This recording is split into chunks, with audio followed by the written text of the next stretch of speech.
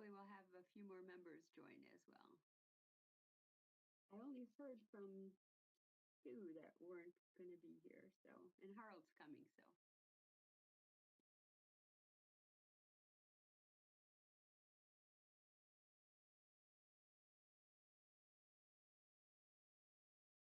Hello, everyone. Hello. I just got home. I'm transitioning to my laptop in a couple minutes. Sure, sounds good, Pepe. Thanks.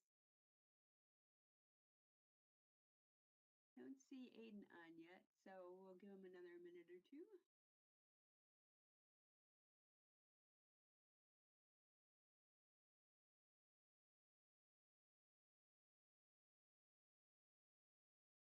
Ariana, do we have anybody registered for items tonight to speak? I'm guessing we do. We do on item 8. Okay. Thank you.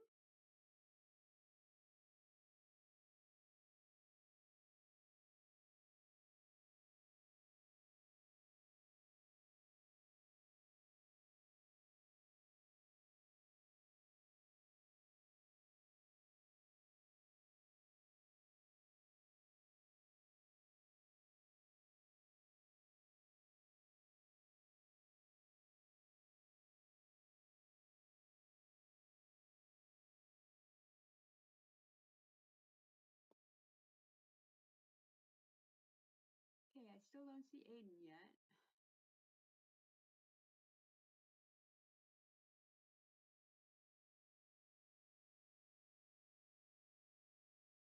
I just went ahead and resent an invite to Aiden, so maybe there was trouble finding it.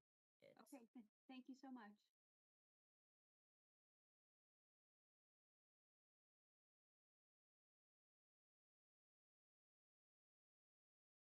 And if Aiden doesn't show up in the next 3 or 4 minutes, I could probably fill in until he comes on. Okay, thanks, Tom.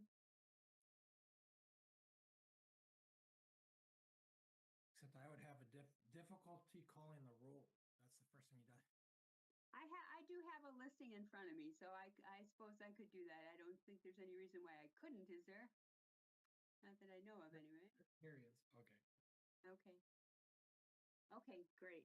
All right, we'll call the February 28th, 2024 Transportation Commission meeting to order. Ariana, if you could please read the instructions. Welcome to our virtual meeting. We are going to cover a few basic items before beginning. If you lose connection at any point during the meeting, you can reconnect by clicking the link or calling the number in your original email. To members and city staff. Members, if you are able, please activate your video and keep it on for the duration of the meeting. Staff, if you are able, please activate your video when you are speaking. Use the raise hand feature when you'd like to be recognized to speak or ask questions. Staff, click raise hand when you are asked a question. The chair will do their best to call on committee members in the order in which hands are raised. Lowering your hand will take you out of the queue. Members of the public who have registered to speak. The name you entered in Zoom must match the name you entered in registration. You will remain muted until called upon. The clerk will tell you when your time is up. After speaking, a member of the body may ask you a question. If you need to share documentation with the commission, please send it to the email listed on today's agenda. Chair, the floor is yours. Thanks, Ariana. Eric Finch just emailed me that he needs a link to the meeting as well. So people are apparently having issues. I sent that a few minutes ago. I can resend again if he needs it one more time. I just got a text. He said he didn't have a link, but he let you and Aiden know. So thank you. Alder Harrington McKinney, did you have a question? Madam Chair, I just wanted to let you know that I'm participating in a Black History program and I will disconnect at about 6:30. So I wanted to let you know that. Okay, thank you. Hopefully we have somebody leaving at 6 and somebody leaving at 6:30. Hopefully we have enough folks to maintain a quorum of 6. Yang, did you have a question before we take the roll? Can't hear you. Yes. I'm muted. Yeah, just want to let folks know that Stephanie's on vacation today, so I'll be helping staff the meeting. So if there is any need, please let me know. Okay, thank you, Yang, very much. Appreciate it. Okay, Aiden, if you would call the roll, please. Sure thing. Juliana Bennett, looks like she just connected. MGR Govindarajan,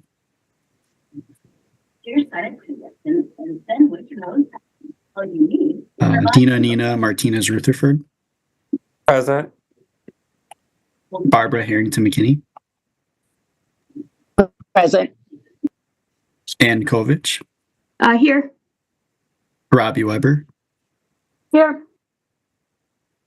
Denise Jess, I'm present. Pepe Barros, Here. Darren Wozniewski, Present. and then Chris McCahill, Nikki Vandermeulen, and Bill Bremer are all excused. And lastly is Harold Kleems, who I think is also might need another link, but I'll check with him to see. Yeah, he had requested another link, so I don't know if he was, maybe he had to do a Zoom update or something. So we'll assume that he's coming. Okay. Thanks so much, everybody. We don't have any alternates here tonight, so we don't have to worry about alternates voting because Bill is excused as well. How about the minutes? Did everybody have an opportunity to look at the minutes from January 31st? Denise? I'm happy to motion to approve the minutes. Okay. I'll second. And I'm sorry, who was that? Dina. Oh, thank you very much, Alder. Rutherford. Yes, thank you. So we have a motion and a second. Is there any discussion? I beg your pardon. I wasn't listening too well there. Okay, seeing no hands, I'm going to assume a unanimous consent vote unless anybody wishes to vote no or abstain. If so, please raise your hand.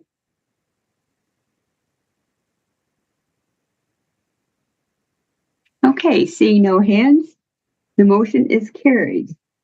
All right, we had a number of referrals from the comment. Oh, I'm sorry. Let me ask about public comment not on the agenda. I'm assuming we don't have any. Is that right, Aiden and Ariana? I believe so, but let me double check really quick. I don't think we have any for number 1, is what I mean. Okay, all right.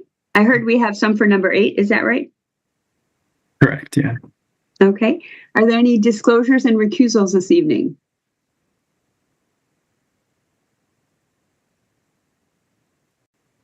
Okay, seeing no hands. Now we had a number of referrals from the Common Council. Items number 2 through 7 are proposed for the consent agenda. So Aiden, we don't have anybody registered to speak for items 2 through 7.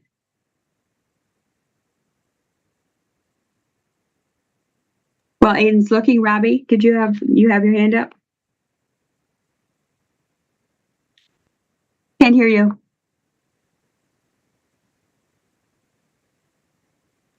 I just wanted to tell Adriana and Adrian that Harold still doesn't have the link. So you may need to send it again. Okay, I will try again. Thank you. Thank you. Okay, thanks, Robbie. Aiden, do we have anybody registered to speak? We do not, only for item 8. Okay, all right.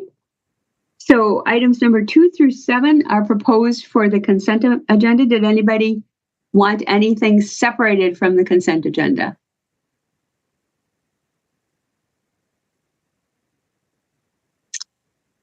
Okay, I'm seeing no hands. So we have item number 2, Legistar 81956. Item number 3, Legistar 81967. Item number 4, Legistar 81968. Item number 5, Legistar 81969. Item number 6, Legistar 8970. And item number 7, Legistar 81983. We have a motion for the consent agenda. Alder Martinez Rutherford. I move approval. There's a motion. Darren, is that a second? I second. Okay, there's a motion and a second. Any discussion at all?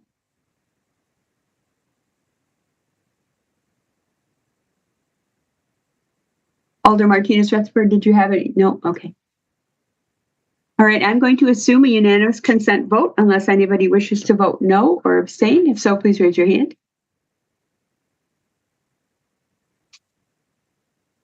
Okay.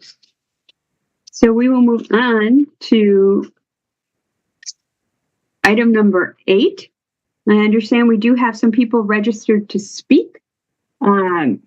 What I would like to do first, and what is our pattern, would be to have the presentation from Renee first, and then we would hear from the people who are registered to speak, and then we'll have discussion. Alder Govindarajan.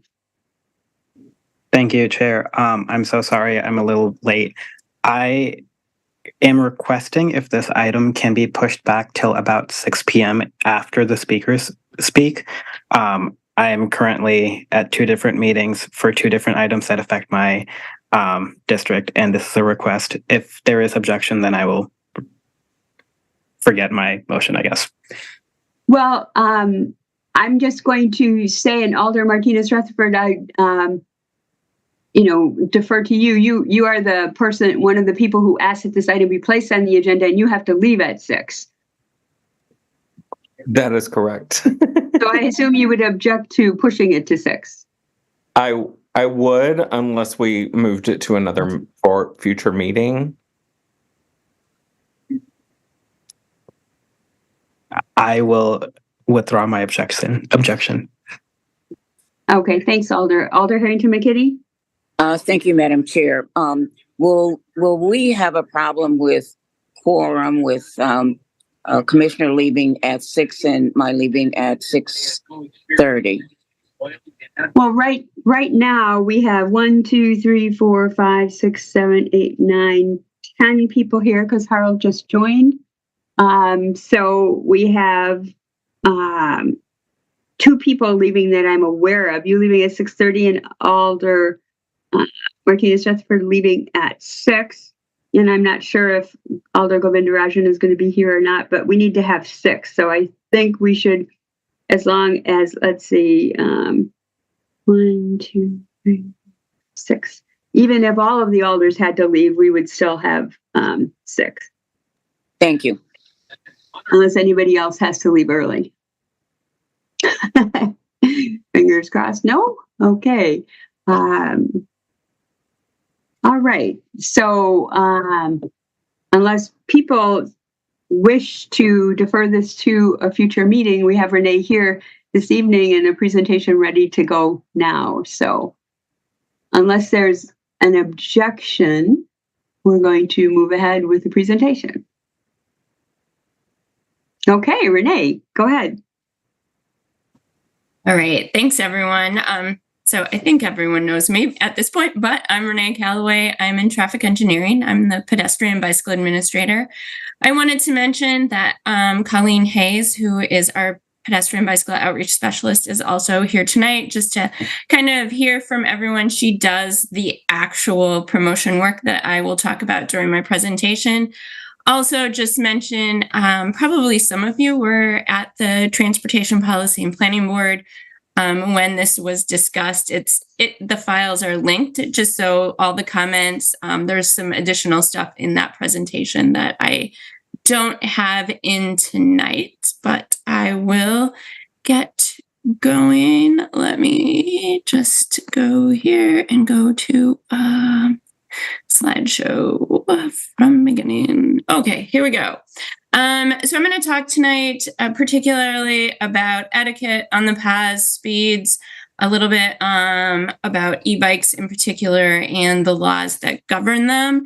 But I have some pictures here at the bottom. I know that's probably not great for Denise, but I wanted to show kind of sometimes when the path is busy, people walking, people biking, people doing other things like roller skiing, people with dogs, people, there's a lot of activity, a lot of love for our paths.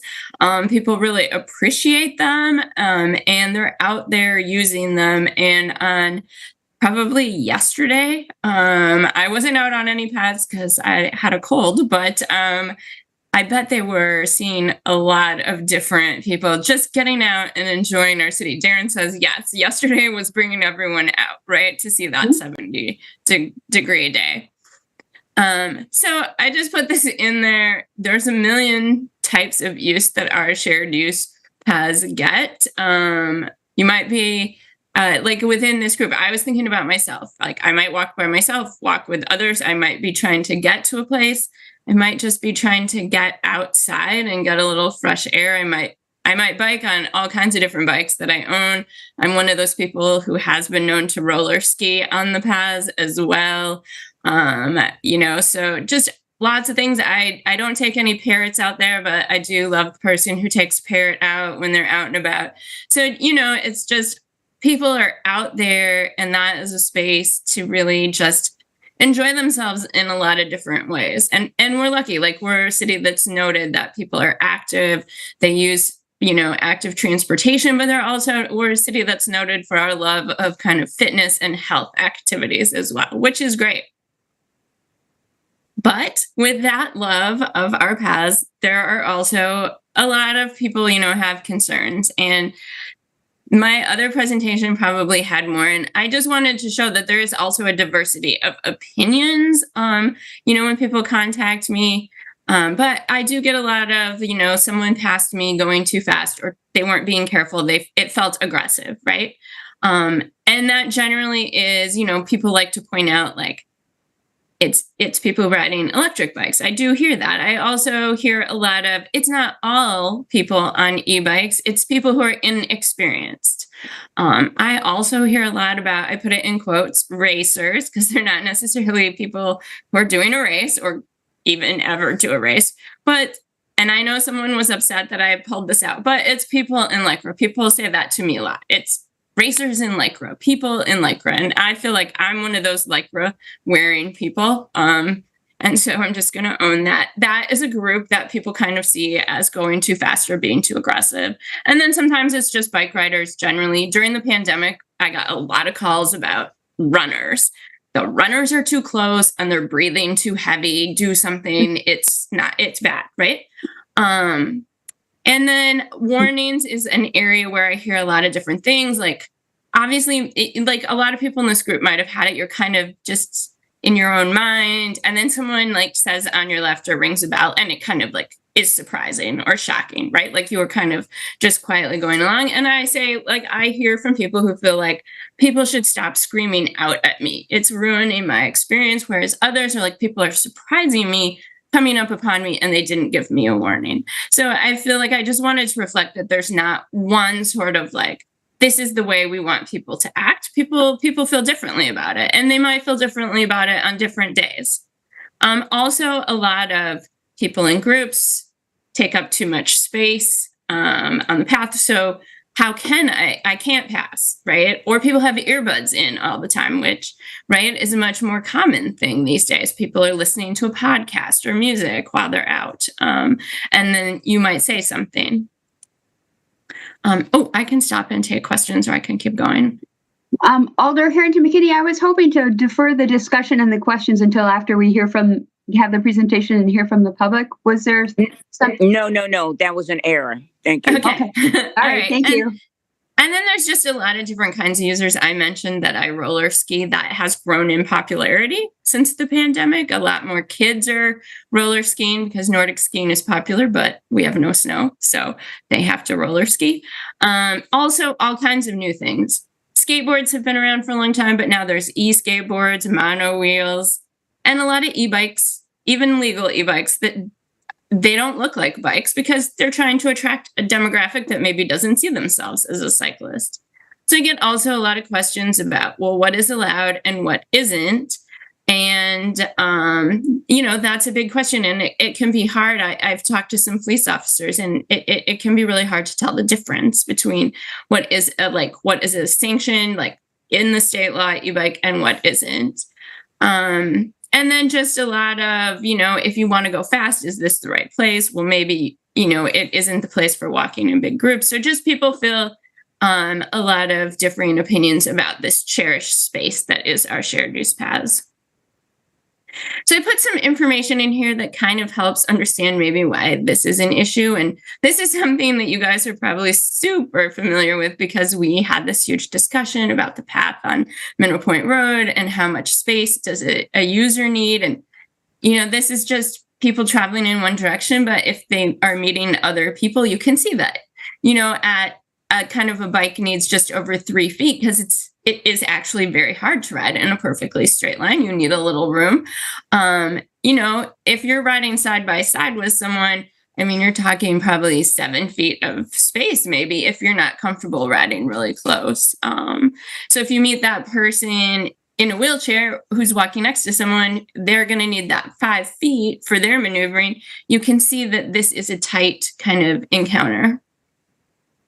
And the Ohio DOT was very helpful in their design manual. They put all kinds of different dimensions for different kinds of situations, like someone in a wheelchair, someone with a visual impairment with a cane, a white cane, different, like a tricycle versus a bicycle, and kind of the space they need. So it kind of shows you that each user has kind of a big space need just on their own. And then what do we have? Well, most of our paths are going to be 10 feet wide. That's pretty standard. We do go down to 8 feet in constrained spaces. We've obviously had discussions to go below that. We do have widened paths that are at 12 feet.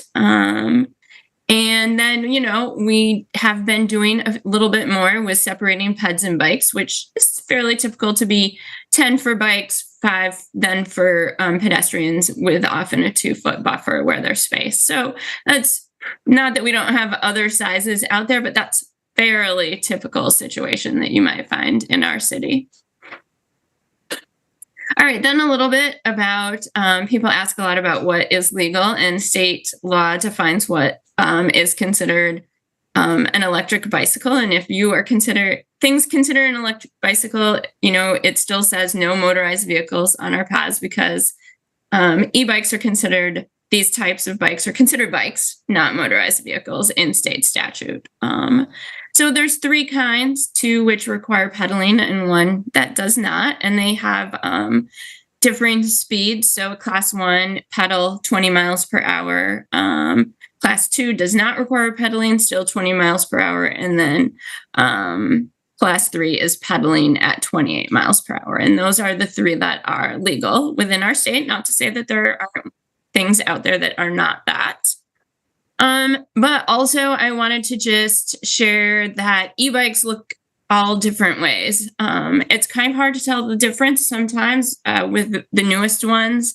They're starting to look more and more just, the batteries aren't as noticeable. I have a bike that someone asked me, they thought it was an e-bike at first, and then they looked closer and they're like, oh, it's not. And I was like, no, it just has fat tubes, but no motor in them. And some of them are specifically designed to appeal to people who don't want to look like a typical cyclist. They want to have a different look. So people are manufacturing different ones. But from what I could tell online, some of them are staying within the laws of what our state allows. And then, of course, a lot of cargo bikes are going to be electric assist, so that you can haul kids or goods or whatever. And a lot of adaptive bikes have e-assist as well, just to allow people to ride more distances, more hilly terrain, things like that, with hand cycles and things of that nature. And trikes as well. A lot of trikes are, they're kind of typically been heavy and cumbersome, and a lot of those are going to e-assist. Some other things that I wanted to point out is, technically speaking, bikes should have a label on them. And people who modify their bikes are supposed to update that label, but I would say that's probably not happening. I also wanted to point out that, when it comes to speeds, you are not legally required on most bikes to have a speedometer. Except for a class 3 does require that. B-cycles do have a speedometer on them, but not every bike that's out there is going to have one. And then there is some things that allow a municipality to, say, prohibit the operation of an e-bike on bikeways, on paths that are under its jurisdiction should they decide to do so. And then when I went to the TPPB, I worked with our attorney's office. This was not Eric. This was before his time, but to kind of get a better understanding of what are options related to speed limits. And since a bike path is defined in state statute as a highway and a bicycle is defined as a vehicle, then the speed limit would be considered currently 25 on any of our paths. Because we have not marked them at any other speed. However, if we did have a speed limit and there was enforcement of the speed limit, then that would mean that people are treated the same as violating it in a motor vehicle, losing points on their driver's license if they have one, and paying the same fines. So that's just something to think about. The attorney's office thought you could have sort of a safe speed ordinance around an upper limit for safety instead of an actual speed limit to kind of get around that, the impacts of if there was ticketing involved. So I did want to just highlight in the presentation to TPPB, I did highlight a few other communities, but I wanted to specifically highlight Fort Collins. They have kind of this big ambassador program, and they've been able to do a little bit more sort of research and study on e-bikes than most other communities have done. They started out just with a pilot program allowing class 1 and 2 e-bikes. Colorado does have a slightly different law than Wisconsin. They did eventually approve them to be on their paved trail system. They also now have electric bikes and electric scooters that are limited to 15, which is their kind of courtesy speed limit. And they do have a reporter problem for reporting trail conflicts so that they can kind of have a sense of what's going on. So they, in 2022, did some more assessment of their program, including looking at the speeds of the bikes that they saw. I will say that the majority of the bikes that they were able to were traditional bikes. I think it was like about 900 were traditional non-e-bikes, 100 were e-bikes, although they admitted it's becoming harder for them to do this assessment because it's hard. They figure there's an error in there because it's a little harder to tell the e-bikes these days. But they were all kind of around the same average speed, just under 12 miles an hour. E-bikes were the speed that most of the bikes, sort of the most frequent speed, was 11 miles per hour. Non-e-bikes were 12 miles per hour. E-bikes ranged from 7 to 20, while traditional bikes ranged from 7 to 22 when they did their assessment. They also did just some observations, also trended more towards traditional non-e-bikes, around signaling or audible signals when passing, and around giving space when passing. And e-bike riders were more likely to give an audible signal and more likely to give 3 feet of space when passing. And then they observed some conflicts. All of them were involved traditional bike riders, with 5 being what they defined as reckless and 4 having near misses. So they have a whole report online. They also did some intercept surveys to kind of get at attitudes of people on their paths. And then I just wanted to highlight one example that was perhaps of all the kind of the slowest speed limit and the most harsh, which was in the Houston area. They did set a 10 mile per hour speed limit in a couple of park paths, and they were enforcing it and fining people $300. but there was a lot of pushback that was perhaps not the best use of resources. And so since then, they have rescinded that and just have etiquette signage. And they do allow e-bikes unless posted otherwise. With these kinds of policies, we also like to consider racial equity and social justice. I have not given a lot of thought to this, but I did want to just highlight a report called Arrested Mobility, which kind of looks at barriers to walking, biking, scooter use in Black communities. And speed was one thing that they did call out, particularly kind of vague ordinances around reasonable speeds. And they felt like that it made it very hard to enforce that equitably. So just something to think about. A little bit about what we do. I'll talk a little bit about all of these. We do have some permanent signs out, and that's something that we slowly add more. Trying to find a balance point of not over-signing. Sometimes people want to sign, but there is one already in the area, but they don't notice it anymore. These are just a couple that, we have. The one on the right kind of has some basic etiquette in English and Spanish. That one happens to be on the Cannonball Path. The Ride Slowly, when crowded one, is kind of more in the Monona Terrace area. We've also done through the year some pop-up signage. So it's not permanent, kind of moves around. On the right, we have the path is for everybody. We had that up in 2022. You'll see it also in Fitchburg. They liked it a lot, and so they bought some signs from us. In the middle is one where we did English and Spanish, and it just kind of moved around. And sometimes we had bells out as well, like giveaways. Sometimes we tabled. And then on the right, we have some middle school kids who approached us. They wanted to do a project. And so they designed signs, and these were out. They went out at Bike Week last year and stayed out for a while to try some ideas that they had to address it in a way that the kids thought was meaningful. We also updated our handout. Sorry, I don't want to cough too much. On sharing the path to try to make it a little bit simpler. This is newer, but to try to break it down in a way that we could hand it out to more people. And our plan is to get this translated as well and have some other language versions for when we do events in the summer. We also give out lights and bells to people. Lights are kind of aimed more at like making sure people are seen by motor vehicles, but it also helps on the paths. We have things for pedestrians as well to make it easier to see them. This year, we have a few things already planned. We have some path etiquette art that will go in on the Atwood project that was funded through the 1% for the arts.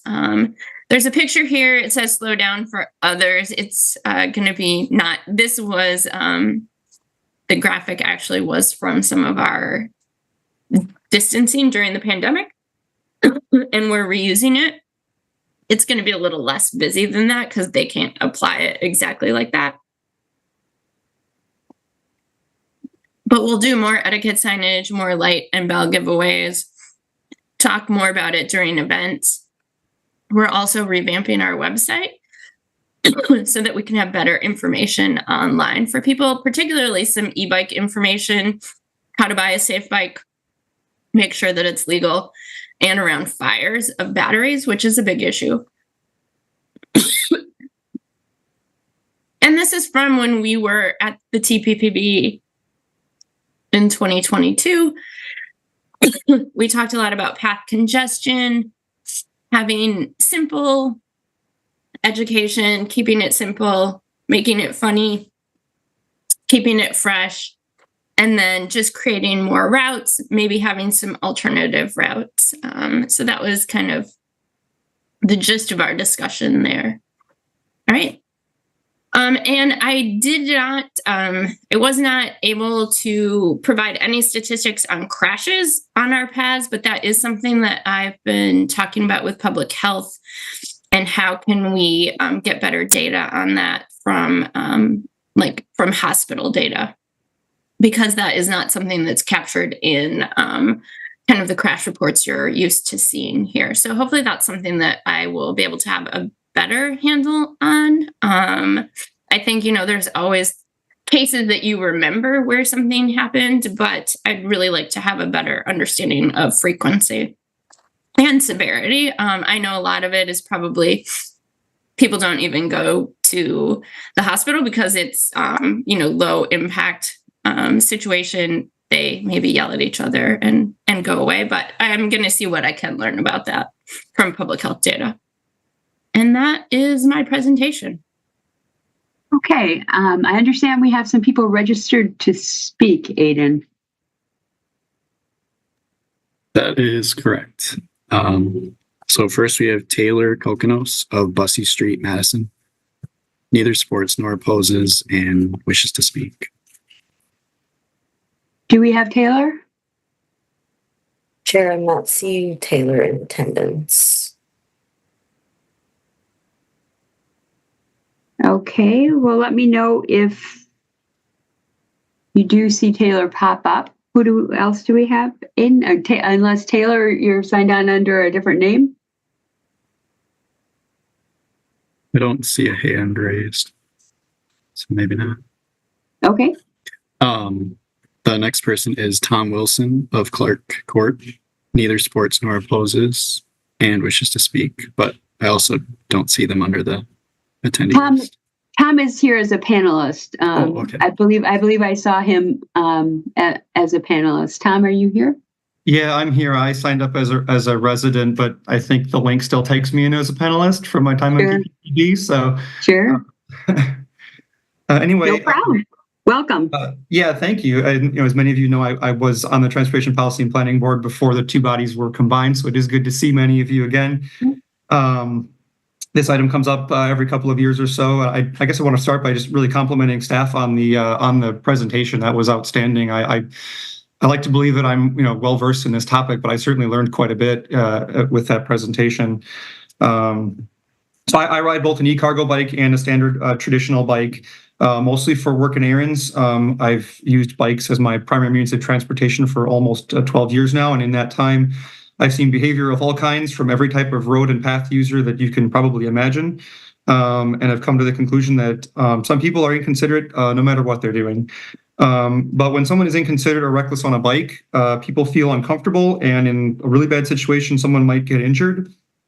Though these injuries tend to be so minor that they're not reported, which is perhaps one of the reasons why we don't have very good data. Contrast that to a person who is being inconsiderate or distracted behind the wheel of a multi-thousand-pound vehicle with large blind spots. The outcome is very different, and people are being killed and severely injured, by automotive drivers through traffic violence. Why do I bring that up? We have limited resources to devote to safety and infrastructure. And I really appreciate the bike light giveaways and the bell giveaways and some signage and education and things.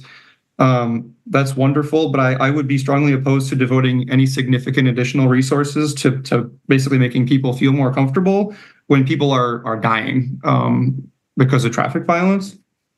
Honestly, I think crowding on our bike paths is a good problem to have.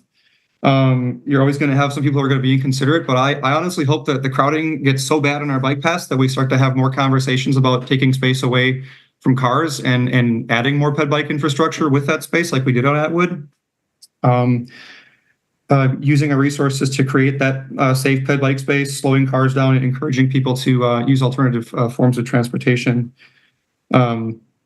That's how we're going to address the dual crises of traffic violence and the climate crisis. So I think we're on a pretty good path. I think the city is doing a good job, but I don't think we should be devoting significantly more resources to do this. Thank you. Thanks, Tom. Does anyone have a question for Tom? Alderman McKinney? Thank you. Tom, you mentioned not devoting more resources toward this issue. Could you say more about the resources that you were defining, or could you expand on that comment, please? Yes, I can. That's a good question, Alder. So, Renee talked about some of the things that the city has been doing, which, including signage, the bike light and the bell giveaways, the pop-up events, things like that. So those are, resources that do cost money, both in terms of materials and in terms of staff time. And I think those things are useful and that they should continue. What would concern me would be taking what are limited resources, as you well know as an alder, away from addressing issues of automotive traffic violence, which is actually hurting and killing people, and using those resources to make people feel better on the bike path, essentially. I hope that answers your question. Thank you very much. It did. Thanks, Alder. Thanks, Tom. Anybody have any other questions for Tom? Okay, thanks, Tom. Who do we have next, Aiden? So the last two do not wish to speak, but it's Garrett Olson of Fond du Lac Trail supports and is available for questions. They're also representing Madison Adventure Tours. And then Jacob Moskowitz of Holly Avenue opposes and does not wish to speak. Okay. And do we see Taylor anywhere? I don't.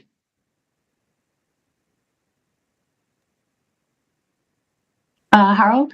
So Garrett, I think, did you say he supports and is available for questions? Correct. Yeah.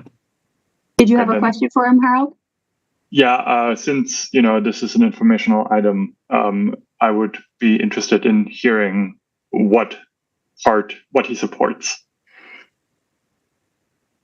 Garrett, are you there? I am. Yeah.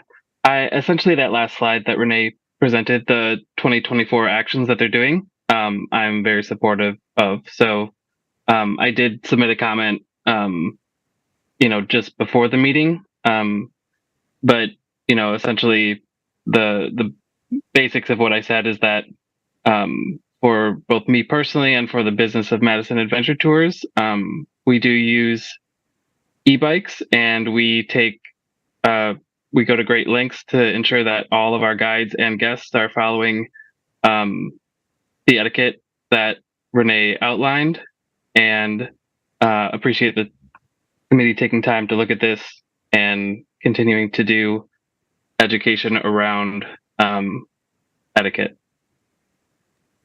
Thank you very much. Thank you. Okay, so that's all that we have in terms of comments from the public.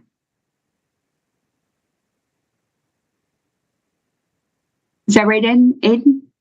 Correct. Yep, that's right. Okay. Alder Govindarajan, go ahead. Thank you. And thank you so much for the presentation. That was very informational. I have a quick question. So the light and bell giveaways, I've found that very helpful. I came out and joined for one of those earlier last semester on campus. It was fun. It was very informational for students who pretty much got pulled over, and instead of being given a citation, they got lights instead for their bikes. So it was a pretty cool event, and I highly support it.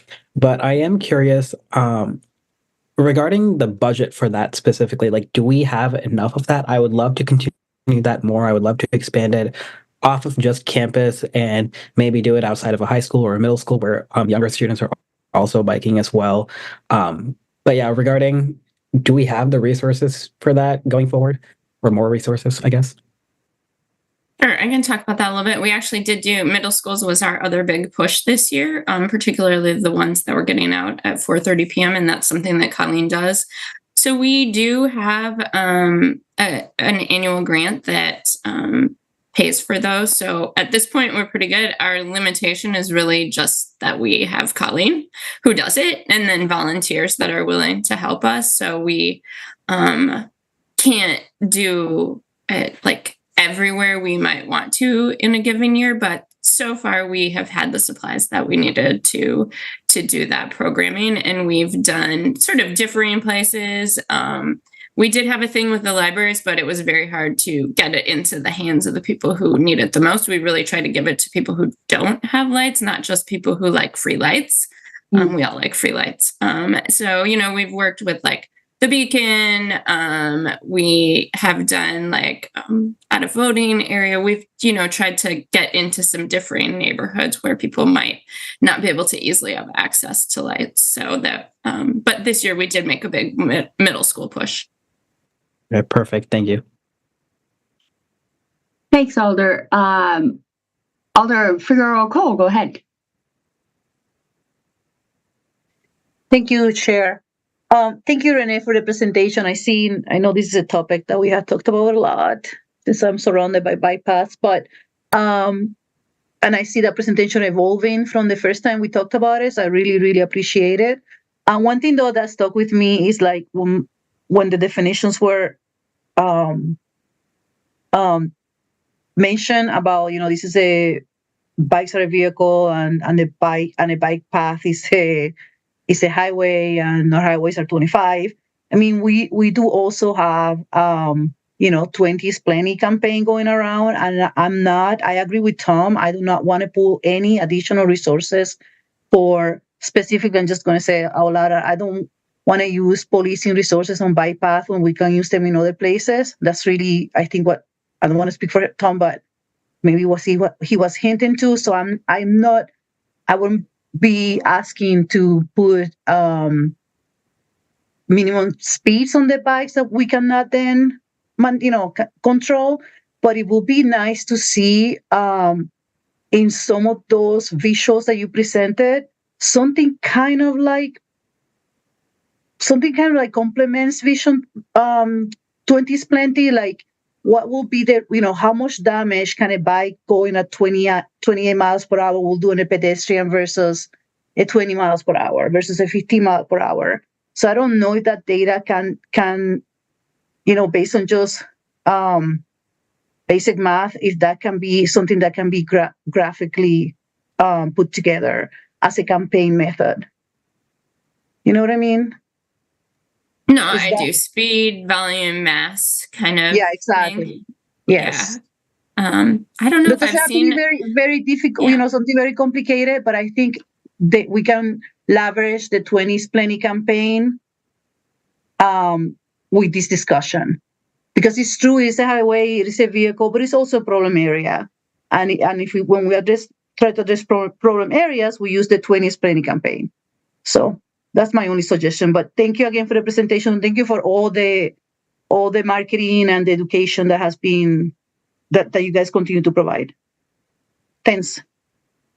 Yeah, Renee, did you have any other comments with regard to that, or Yang, with regard to a 20 is plenty type campaign for bikes? I mean, that's definitely something, that we can talk about here tonight. And if that's appropriate, right? Right. Yeah, that's a great question. I think there are a couple of things, I want to kind of, point out, one, is that I think Alder Figueroa has a great idea, right? Since we're doing the 20s Plenty campaign on neighborhood streets, can we maybe build some of the engagement, for our past use? But on the other hand, I kind of agree with Tom that,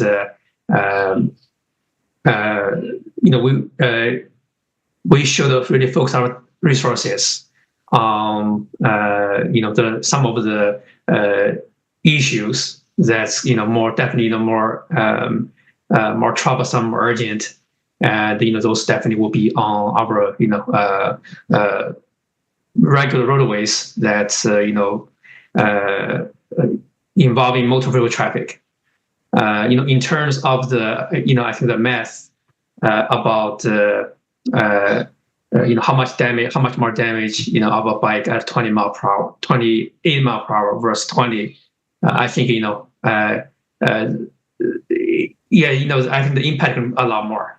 But comparing to, a vehicle of a few thousand pounds, actually, so, vehicles that are, on the road actually getting larger, that's definitely a lot better. So it's not at the same magnitude. But that's definitely a good point. So we can, talk to, our other staff working on 20s plenty as well to see whether we can maybe wrap in some engagement. Yeah, maybe some of the signs I think we can post on the the major paths. For the signs I'm talking about, we are planning to produce a lot of kind of yard signs as we start the initiative. So some of those, we can probably put on paths as well. So those shouldn't be very expensive, shouldn't be very time consuming for us to do. But we'll look into it more. Thank you. Okay, thanks. Harold, go ahead. Yeah, thanks. Thanks for the presentation. I'll maybe just quickly react to Alder Figueroa Cole's suggestion with the 20 is plenty campaign. I think that's probably, if we think this through more, it's probably not going to be a good idea. We would probably get a lot more feedback if we tell people like, oh yeah, you can go 20.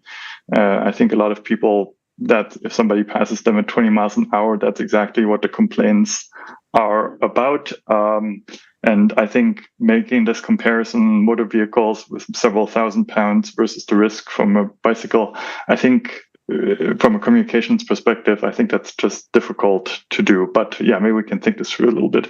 I had two questions. One was a continuation of the question about resources. Renee, do you have a sense of how much staff time is dealing with these complaints and putting up signage, hosting educational events actually taking up? Do you have a sense of that?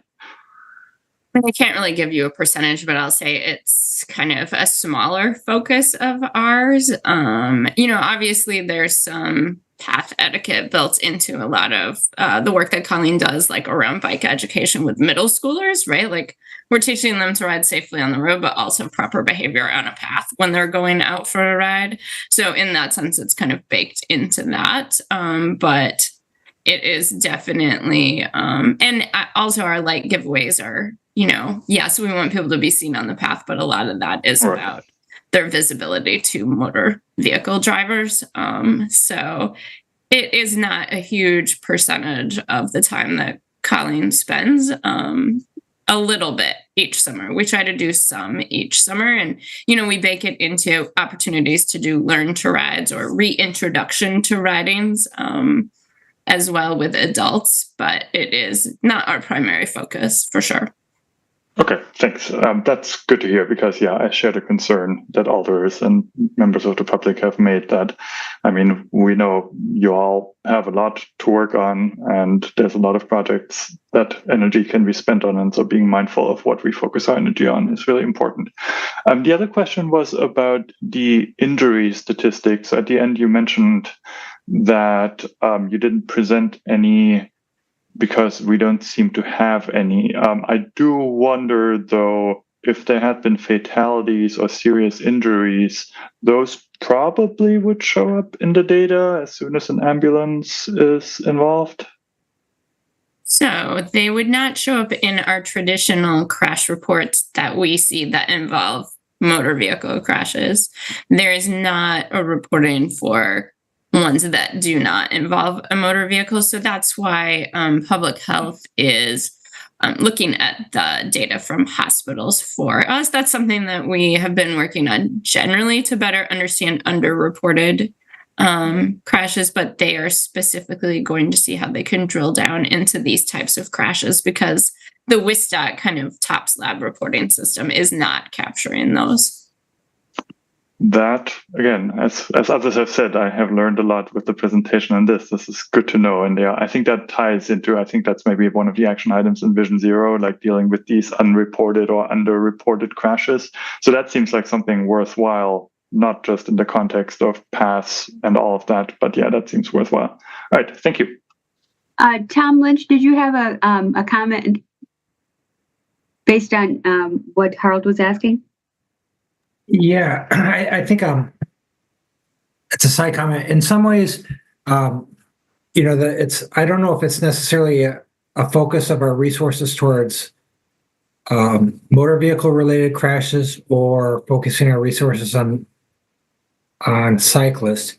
I think when we educate cyclists, we help them to be better on the path, but we help them to be better on the road where they can get killed. So I don't think we need to divide where we, how we allocate our resources. So, because when we make better bikers, they will be safer bikers, and they will be more likely to, not be involved in a severe crash. So I just wanted to add that, so that this is not kind of characterized as an either or, but it's maybe a both and. Thank you. Okay, thanks. Pepe, go ahead. Thank you, Chair.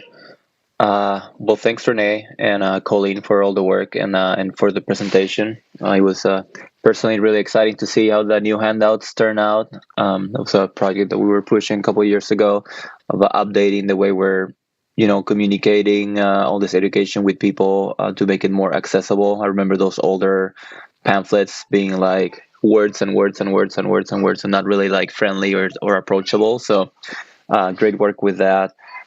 I feel like, we're pretty set on the idea of the answer for resources at this point, but I guess I just wanted to continue to reinforce that idea of I feel like the way we're allocating resources right now, focusing on education, and the way Tom was saying, when we educate a person for all modes of transportation. These are, youth that will eventually drive cars in the future too, and knowing how cyclists behave, they can also be more aware of their friends riding bikes, or whatever ends up happening. Education affects all people in the right of way, so that's great.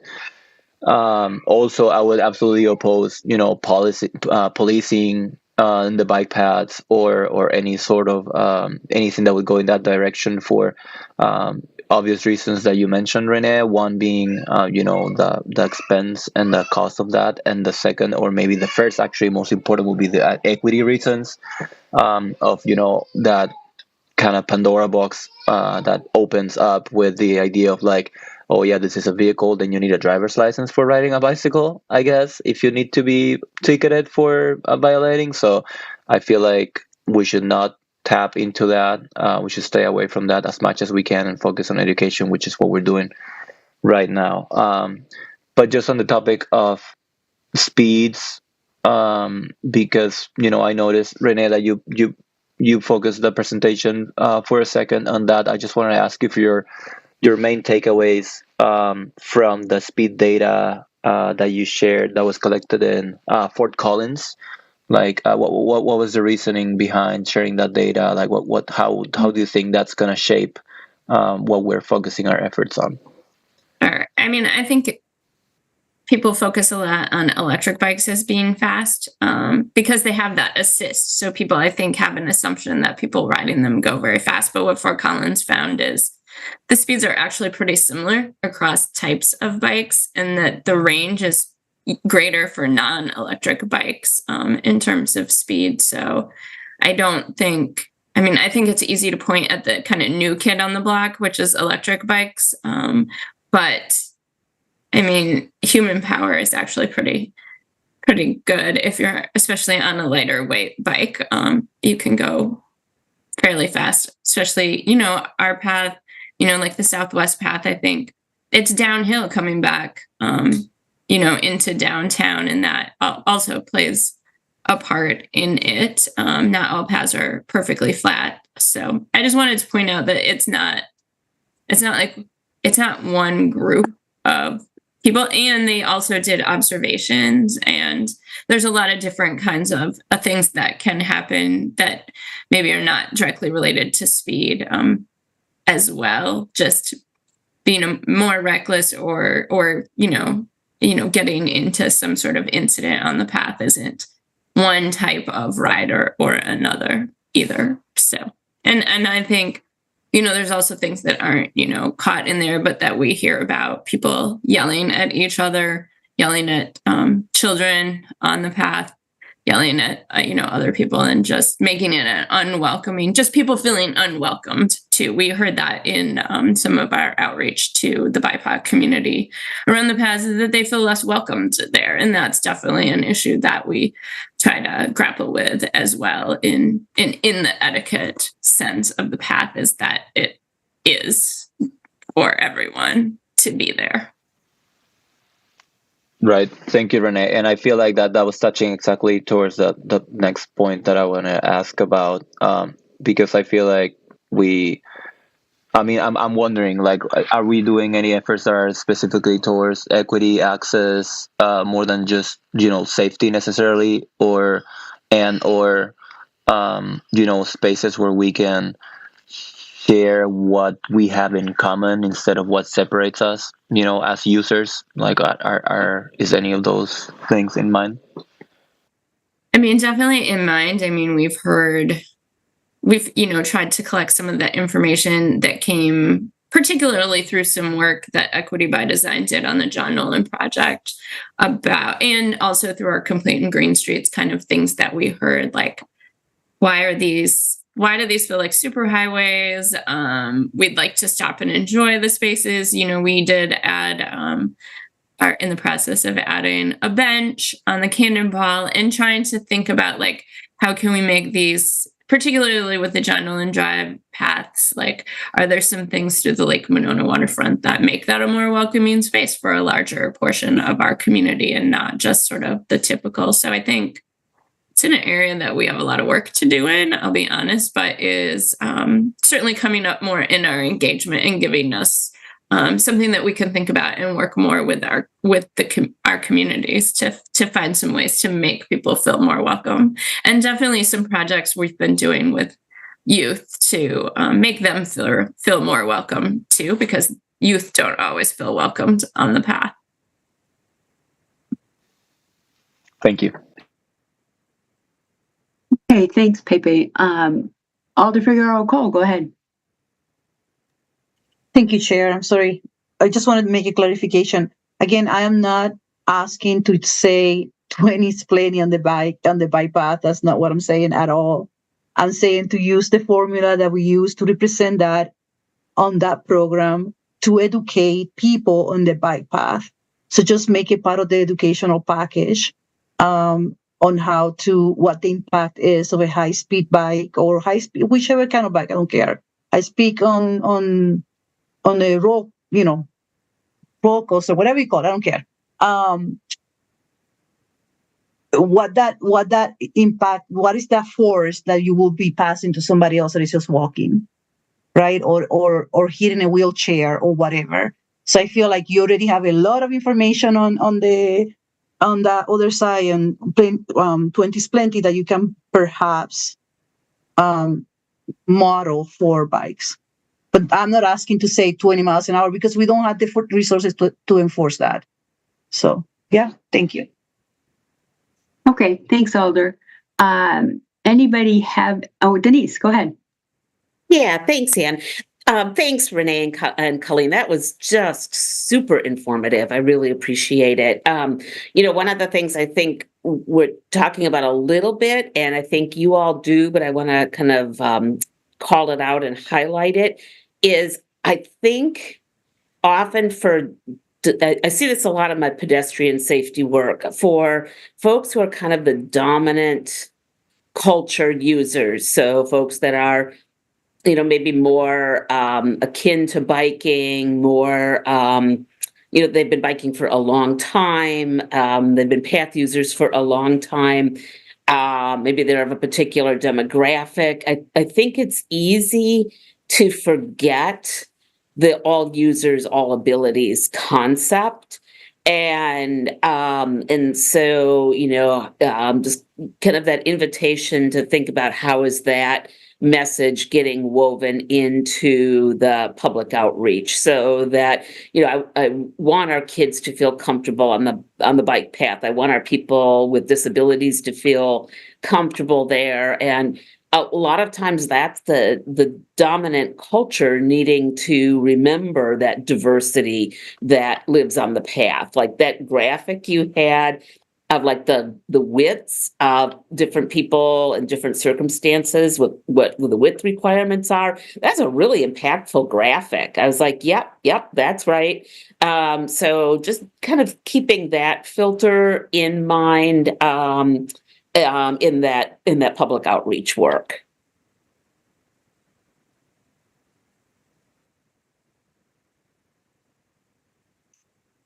Comments, Renee or Colleen? Yeah, no, I think that's good. And I think that's a really good thing to keep in mind, right? Like that whole idea of empathy, and when Pepe worked for us, like that was something that we talked about a lot. And like how we can get, I think, everyone to kind of understand each other a little bit better, and the needs that different users have as well is really important. So I think that's a really good suggestion, Denise. Okay, thanks. Alder Martinez Rutherford. Yeah, I asked for this to be on the agenda, mostly because I got a lot of comments from people in my district as well as other districts that had concerns about the way that bikes were using the trail. Renee, thank you so much for that presentation. It was so good. I really appreciate that. My intention was not to, I'm not against bikes. I know that children who have been on the bike path have experienced really close calls. And we have, like Denise said, we have users of differing abilities, users of different ages, and people of all sizes and abilities that I am mostly concerned about. I appreciate all we're doing, and I think that that's great, and I would love to see just see that progress. I don't have a desire to spend a lot of our resources on it.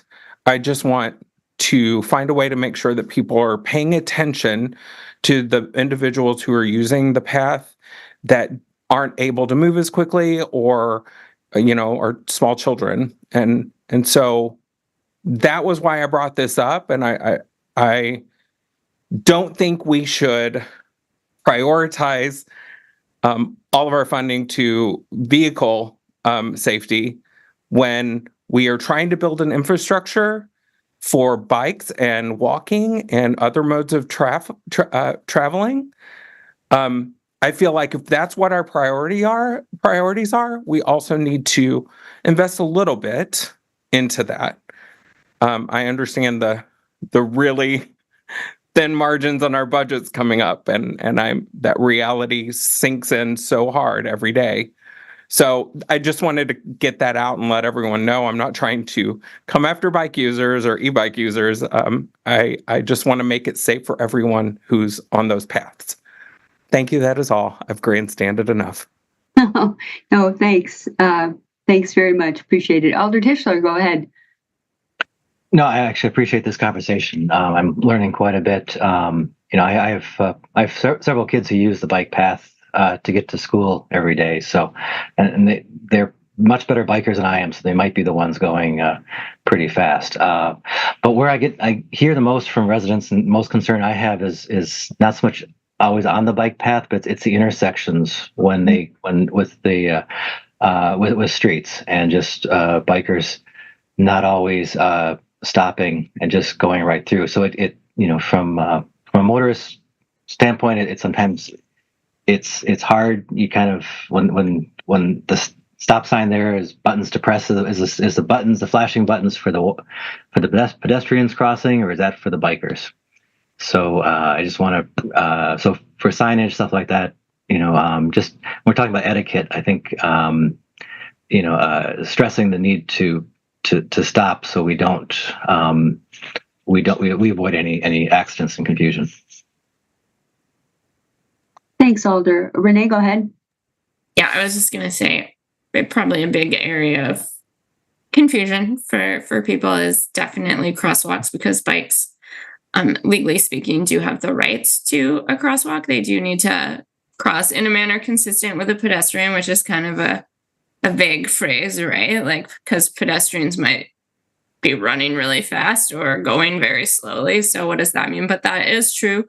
And we do recommend activating the flashing beacon lights because it's kind of a warning, right? Like to people downstream that they should be preparing to slow and yield, but it's not also legally required for them to push it to have the rights of the crosswalk. So it's definitely a complicated issue, and one that we also try to do some education on, just to, it's definitely an area of, people are very confused as to who should do what. And I do try to tell people that, they should focus on what they're doing at that moment, and it's a crosswalk, and so their obligation is to yield. But, there is a lot of concern over kind of how people are entering into the crosswalk. So it is definitely a real issue with the paths as well. Okay, thanks, Renee. Other comments or questions? Harold, go ahead.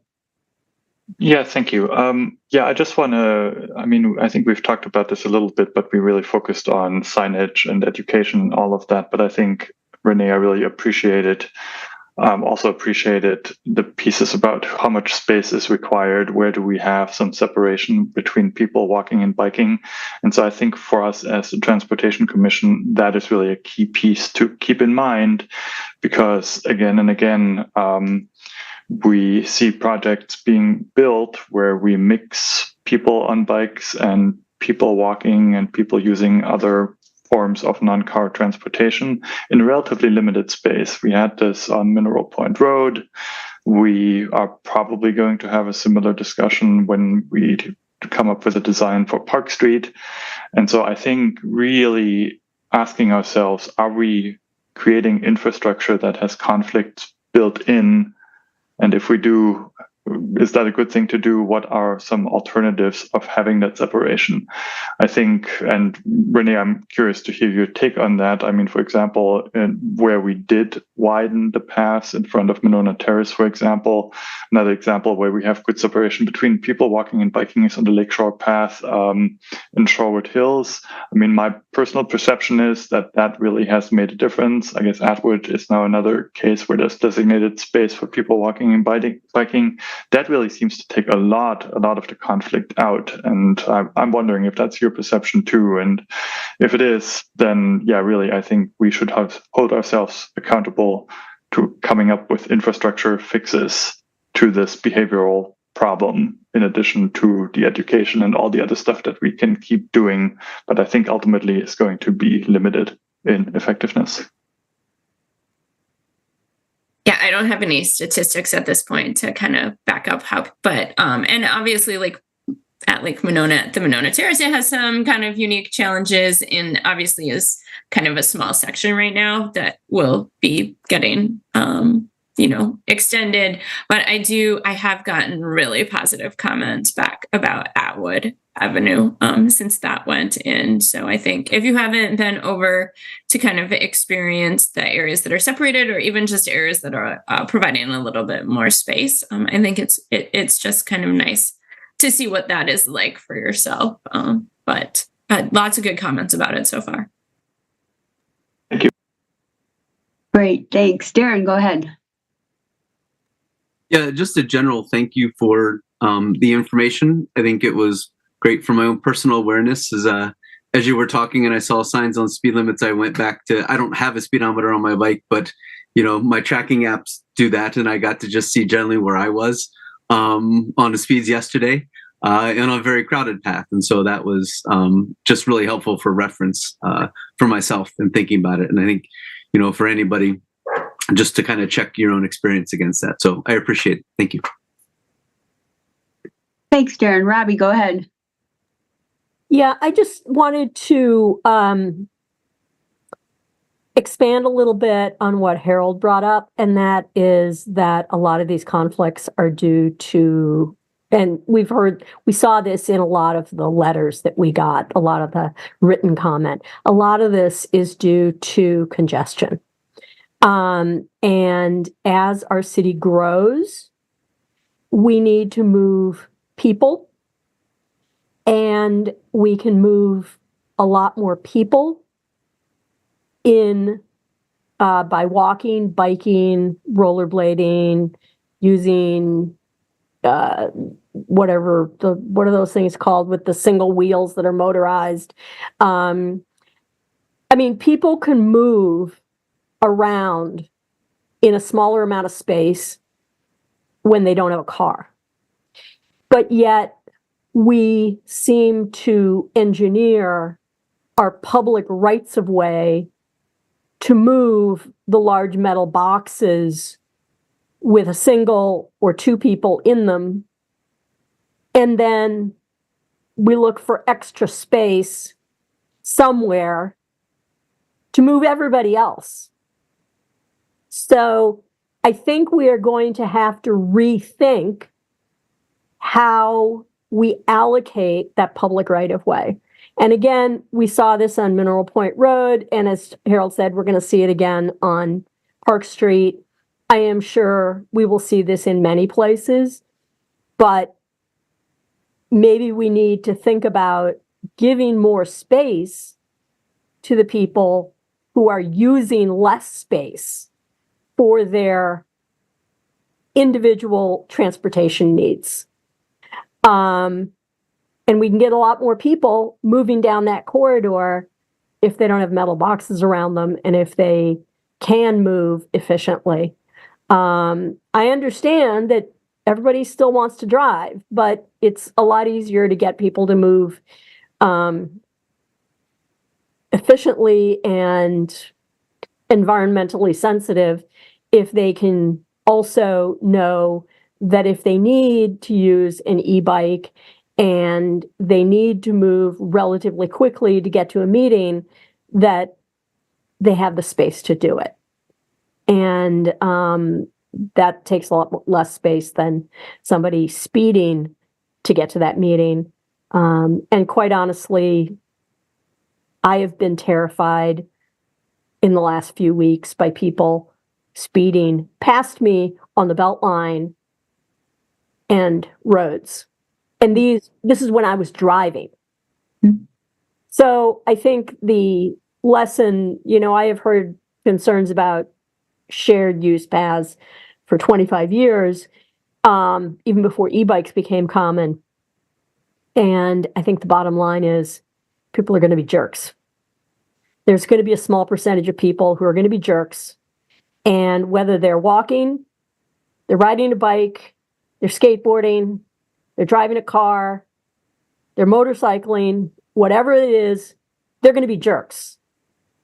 And we just have to we have to build our infrastructure so that we don't encourage that behavior, but at the same time, we make it safe for the most people who are not being jerks. And so I think that we have to think about that. And we often will engineer our roads to signal to people to slow down a little bit when they're in the car. But in this case, we might need to engineer our infrastructure to give people more space so that they can choose an e-bike or a regular bike and still get to their meetings and their daily needs efficiently. So, and still not scare the bejesus out of the people who are walking and enjoying nature and teaching their kids how to ride a bike or whatever. So that's just my general thought, that we might need to think about some engineering solutions to solve some of these issues as well. So. Thanks, Robbie. Anybody have any other comments or questions? Alder Tischler. No, I just want to say I agree with Robbie's comments, and I think we have the flashing lights at some of our busy intersections, especially like in my district. I have Odana Road as well as probably in Midvale Boulevard are two very busy streets. Midvale Boulevard is probably the most where the bike path crosses. We have flashing lights, but if we are concerned, I just saw an accident on Odana and Midvale Boulevard just a few hours ago. It seems to be every couple of weeks there's an accident. But I mean, maybe rather than flashing lights, we have to start thinking about stop signs for cars. Making we have flashing lights, bikers, pedestrians can press, but maybe if we want to put pedestrians and bikers safety first, maybe stop signs. That also would slow down traffic as well, which is a big concern I have especially on Midvale Boulevard. So I just want to throw that out, but I definitely agree that we need to be thinking about the safety of the people who don't have tons of metal protecting them when they're getting around town. Thanks, Alder. Any comments from Renee or Yang?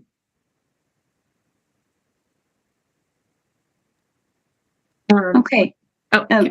Go ahead. Go ahead. Yeah. Alder Tichenor is correct. That's always a challenge, and we're aware of the speeding issues on Midvale and Aldana, and we're definitely are looking ways to help with that. But I would point out that stop signs, when they are used correctly and when used properly, they can be quite effective. They can improve safety. But for a situation like Midvale, I think we have to be careful.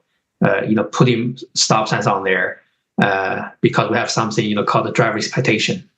That if we have compliance issues, it's not going to work very well. It's going to just create more false sense of safety for other users. So we'll definitely look into our options we have, but we also have to be prudent on what to do. So thank you. And yeah, I might have said stop signs instead of stop lights. I don't know. I meant to say stop lights. It's late and I haven't had enough caffeine just now. So. Gotcha. Yeah, thank you for clarification. That makes a lot of sense. Okay. Thanks, Alder. And thanks, Yang. Any other comments for Renee and Yang? Okay, thanks, everybody. Very, very good discussion. One that we've been planning on having for a while. So unless there are any last minute comments, Yang?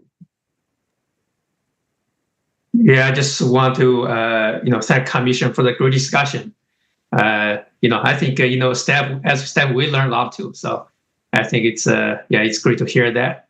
I also want to give shout out to Renee, for doing this while she's under the weather. This morning I asked her whether she wanted me to contact you and maybe to delay this. So she said she will do this. So I want to thank her for doing that. Yeah, we appreciate it, Renee, and I hope you feel better. There's a lot of different things going around. So sounds like Ariana's a bit under the weather too. So thanks for coming tonight. We appreciate it. It was an excellent discussion and a lot of great feedback. Alder Harrington McKinney, go ahead. Thank you, Madam Chair.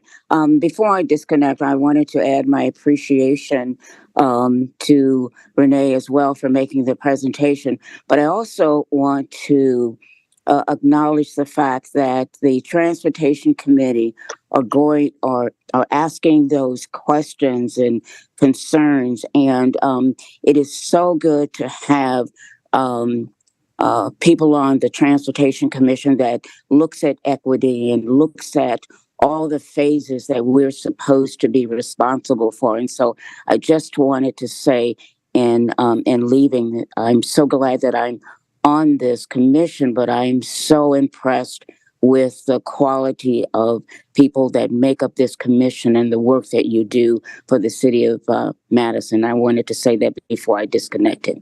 Thank you. Thanks so much, Alder. Appreciate it.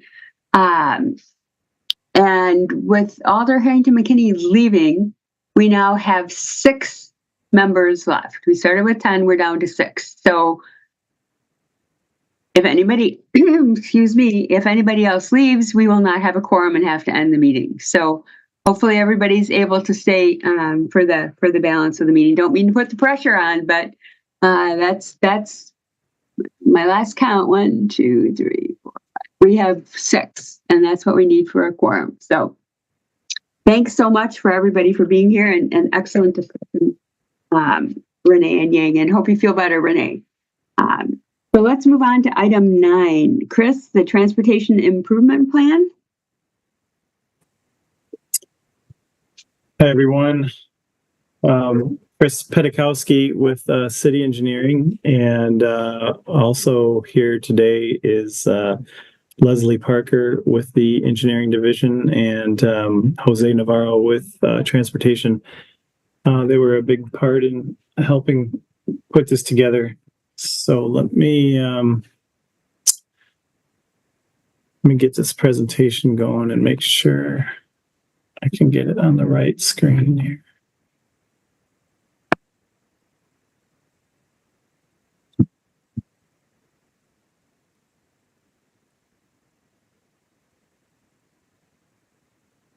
Okay, I think that should be full screen. Has everybody seen the full screen? We are. Thank you. Okay, awesome. All right, so Transportation Improvement Program 2025 to 2020 to 2030. So what the tip is essentially, you know, our plan of all the roadway projects that we have envisioned for the next 5 to 6 years. And what the tip does is help, you know, inform our budget requests. So ultimately, you know, the tip turns into the budget request, and then those 2025 projects are you know, implemented in the budget, and the other projects beyond 2025 are still kind of envisioned in an out year in the budget. So a number of years ago, we kind of changed the way that we looked at getting projects into the tip, and I'll be explaining that a little bit here in a minute. Let me just do a quick outline. So what I'm going to be talking about today is the tip scoring tool that we've been working on the last few years, and a bunch of updates, great updates that Leslie and Jose have done to make that a better tool. And then I'll walk through kind of the tip itself. So the tip is made up of a number of programs and standalone projects. So for programs, we have reconstructs, we have pavement management, which is like the resurfacing. We have our sidewalk program, which repairs sidewalks, bikeways, which repairs paths, and bridge repairs, which repair bridges. And then we have a number of standalone major projects. A big source of our standalone projects are federally funded projects. So there's two programs that we utilize a lot: the Surface Transportation Block Grants and Transportation Alternatives Program. And then at the end, we'll kind of show some of the stats and the state of the streets currently. So with the tip scoring tool, many of you might have seen this, you know, previous years. We've been kind of developing this the last few years with Tom Lynch and his staff and their help. And we've got kind of two ways for a certain kind of project to get into our budget. And the top way, the tip is kind of what I'll be talking about today. We use a GIS database to do a lot of like a screening with certain categories. For instance, we look at you know, pavement ratings. We go out and rate our streets every other year. Basically, we do half of the streets each year. So we do a rating of 1 to 10, and a 10 being a new street and 0 being the worst score. So we get a pavement rating is what we call. Similarly, we're doing similar things with sanitary and water and storm, and assigning points for those scores as well. We look at pedestrian and bicycle needs, whether or not it's in on a Metro Transit network. those all can and add points to a certain project. Similarly, we take a look at the safety, and right now we're still using the high injury network to judge kind of the safety effect or safety need of a street. So a street segment will get a bump in 5% if it's on the safety network or the high injury network. And then also a 15% bump if it's in one of the city's determined equity areas that we have that we're trying to define. So then you pull all that stuff together, and you can take a look at the map and try to help plan your next your next 5 years worth of projects. And I won't go into each of these, but these are basically the 7 or 8 different maps that Leslie and Jose put together for each of those items. So we got the pedestrian needs, the proposed storm, water pipe core risk, sanitary condition, pavement condition, bicycle network, transit network, high injury network, and equity areas. All of these things will provide a score to each individual street segment in the city, and we accumulate that all in GIS and come up with a final score for each street. And this is not the first year we've been doing this. I think this is the 3rd year now that, and it's kind of been getting improved each time. And I'll talk a little bit about the updates that we've done this year. New pavement we updated. Well, that's not really new, but we do. As I mentioned, we do have new data every year, so that gets updated into the tool. Sanitary ratings, we switched over to a system where we're actually using television cameras. So when we clean sewers, we can send a television down, like a camera down the pipe, and the camera can then use an AI program to kind of assess the condition of the pipe. So now this year, all the new sanitary ratings are updated based on that new data, which is really great.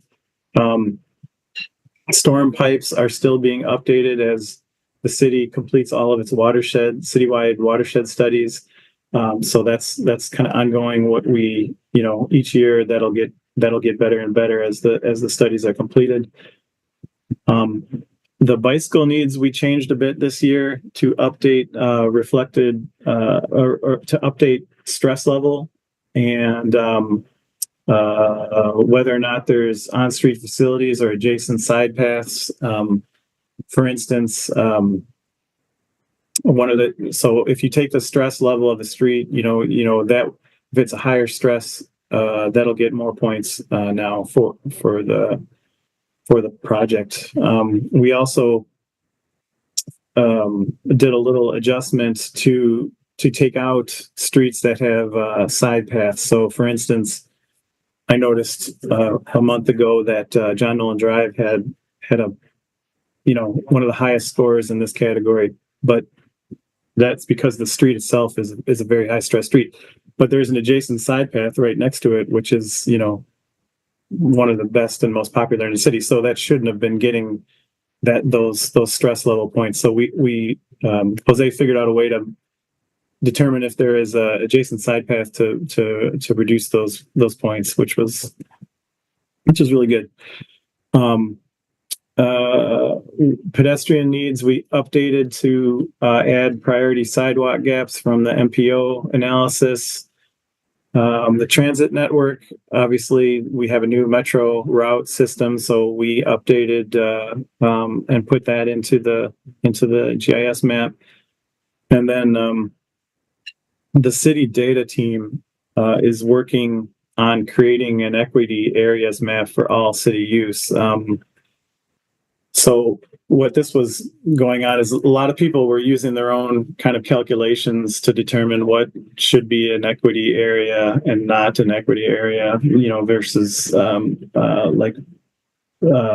poverty, a level above poverty. There's certain data tools that you can use, and it wasn't very consistent throughout the city. So now the city data team kind of took the job over to create one map that we all can use, all the agencies can use, and so we plug that into this tool itself.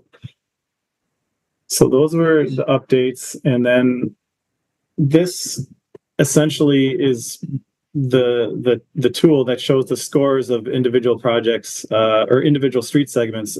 Each street segment or block gets a score now. So we use this to take a look at the projects we're selecting and making sure that we are using our money most effectively, right? So you don't want to redo a street that we want to prioritize the streets that also have some ped and bike needs. You want to prioritize the streets that have sewer issues and kind of take care of all those things at the same time. So that is what we are trying to do with selecting the projects. So that's the tool. And let me jump into some of the proposed projects here. So the first program I'll talk about is Reconstruct Streets program. These are the most expensive projects. We really try to you don't get a lot of bang for your buck, or a lot of miles for your buck, I should say, on a Reconstruct Streets program. That we have about over 800 miles of streets in the city, and our generally our Reconstruct budget offers us the opportunity to do about 4 miles or so a year. So we really use our other programs to try to, like the pavement management program, to make sure a street doesn't get into this category. But when they do, they do need reconstruction. So we have a number about 4.3 miles on the list right now.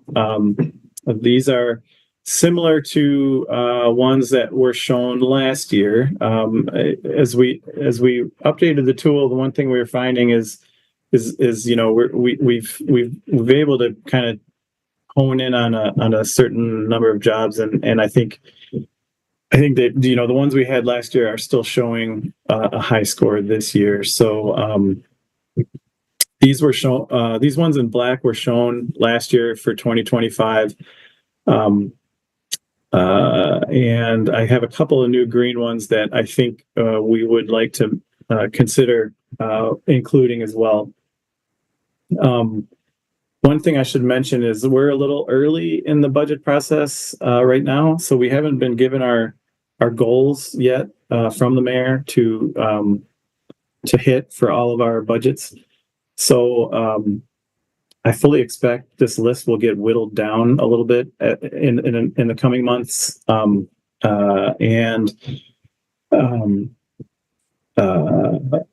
we might have to, some of the 25s might have to go to 26, some 27s might have to go to 28, and it might get stretched out a little bit. But I think we're honing in on the projects that we need to do. These ones in italics, I thought might be a potential. They were a little bit lower scoring, and other projects adjacent nearby. They might be candidates that get pushed off a year. And I'll talk real quick about the new ones. Nakoma over by Thoreau School has been an area that's kind of been a troublesome area. It doesn't have sidewalk along it. The pavement's not in the worst shape, but the with the no sidewalk and the school drop off and it's just a tough area. I think it deserves it's been something we've been trying to do cheaply with cheaper fixes, but I think at this point, we're proposing to maybe just add it to the Reconstruct program and add that sidewalk, and create those better drop-off areas and better access to the school.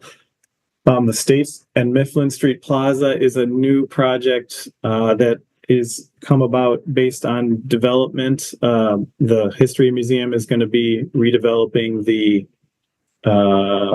History Museum at State and Mifflin, and a lot of that area is going to be destroyed in the construction. So we are proposing to take this as an opportunity to kind of think that area and look at some other potential layouts for that. So, and then Euclid and Birch are some streets that were in a joint study with USGS and studying infiltration methods, and like pavers and other kinds of infiltration techniques that we've been doing over the past 2 or 3 years, and want to keep going with that program. So we're proposing to add those two streets this year.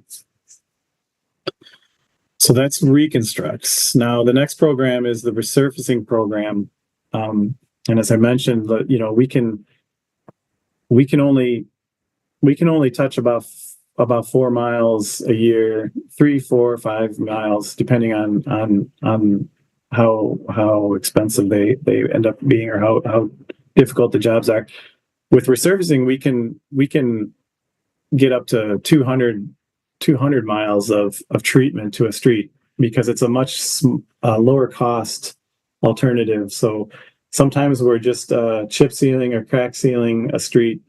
Sometimes we're actually doing a full resurface, which is what kind of this is shown here, where you mill off the top 2 inches of asphalt and then put on a new surface layer.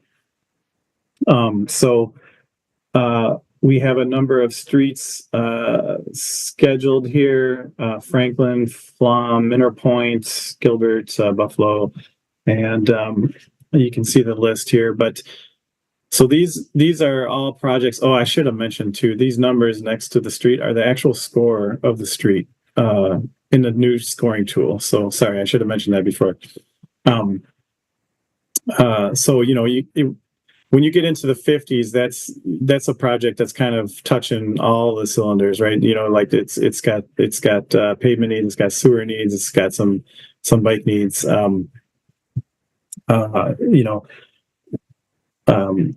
So these projects were kind of shown for 2025, and I think some of these might have to get trimmed off a little bit.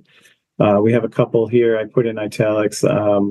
This one here is very close to the Buffalo project, so I think we'd probably do one, or if our budget got trimmed, we'd probably do one, not both. Some others, North Star is low scoring, but it is. The other thing with scores on resurfacing streets, it might score well because it's a sidewalk gap, but a resurfacing street's probably not going to fix the sidewalk gap a lot of the time. So the scores are probably more applicable to you can really fix all the issues with a reconstruct. Resurfacing, sometimes you can't always fix all of the issues. I think we haven't quite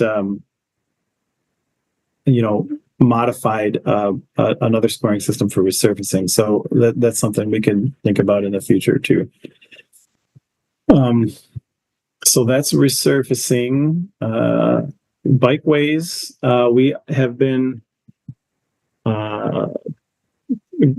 getting closer to catching up. Our goal is to not have any paths rated at 5 or lower. So anytime the paths get to 5, we try to put them on the schedule. Right now, the ones So we have the Bikeways program for 2024 that's going to do a series of paths, and after that, right now the only one on our list that is still a 5 is the Marlboro Park area, which we'll definitely put on the list.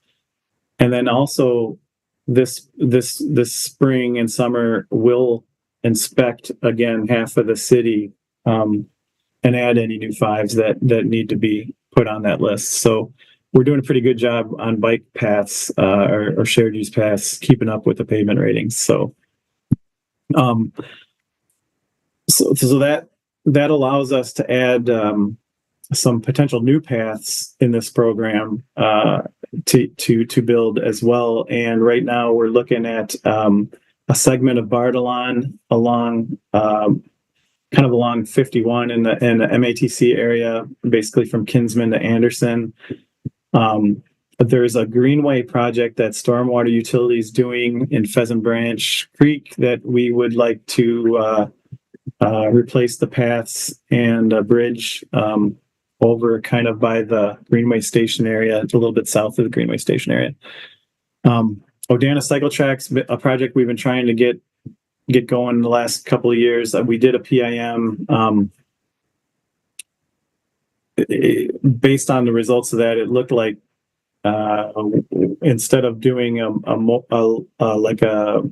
a tubular protected path, we might be looking at something a little more robust and with either curb protected or a whole a new curb and create a new terrace and have a path up on the sidewalk level. So that's one of the proposals. And then North Shore Drive, there's a stretch. So the John Nolan Drive path is going to be building a new path on the north side of North Shore Drive to Bedford, and we'd like to connect that from the southwest path to Bedford before the John Nolan Drive project starts, so that when we have to detour folks off of John Nolan Drive, they can use that path kind of around the bay, and then this would be available for them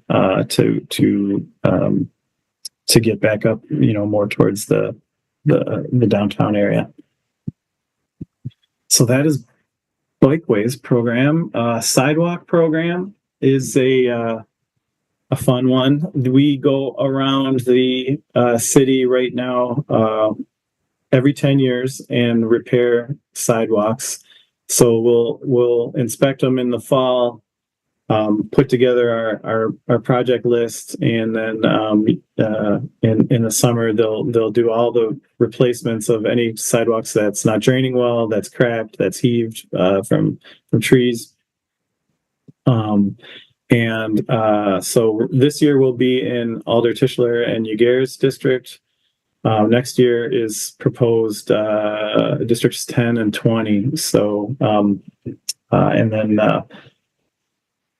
at the same time, we also have citywide requests that we do. So if there's like someone makes us aware of a broken sidewalk or a broken curb, we'll try and fix those as well. And then this year, in addition to all that, we're making a big push to try to get all new bus pads in for the new redesign in areas that so that every bus stop has a bus pad. So that the one thing that we are looking at in the future is, I noted here, we might be looking at something other than aldermanic districts in the future to schedule sidewalk pairs, and maybe look at creating kind of like sidewalk districts. And it could be the same. We could have 10 sidewalk districts again, or maybe we have 12 and we kind of stretch it out a little bit. We have a little more flexibility. One thing that we find with the aldermanic districts, like this year, 11 and 19 was so much more work in 11 and 19 than last year's 12 and 18. So that our budgets kind of got a little wonky. If we make a sidewalk district, we can maybe hopefully balance that out a little better. And then every 10 years, you'd think it's not that big deal. It doesn't happen very often, but it's already happened to me twice now. The aldermanic districts change a little bit, and we go through a district, and something was in District 10, and now it's in District 11, or vice versa. So that gets a little confusing.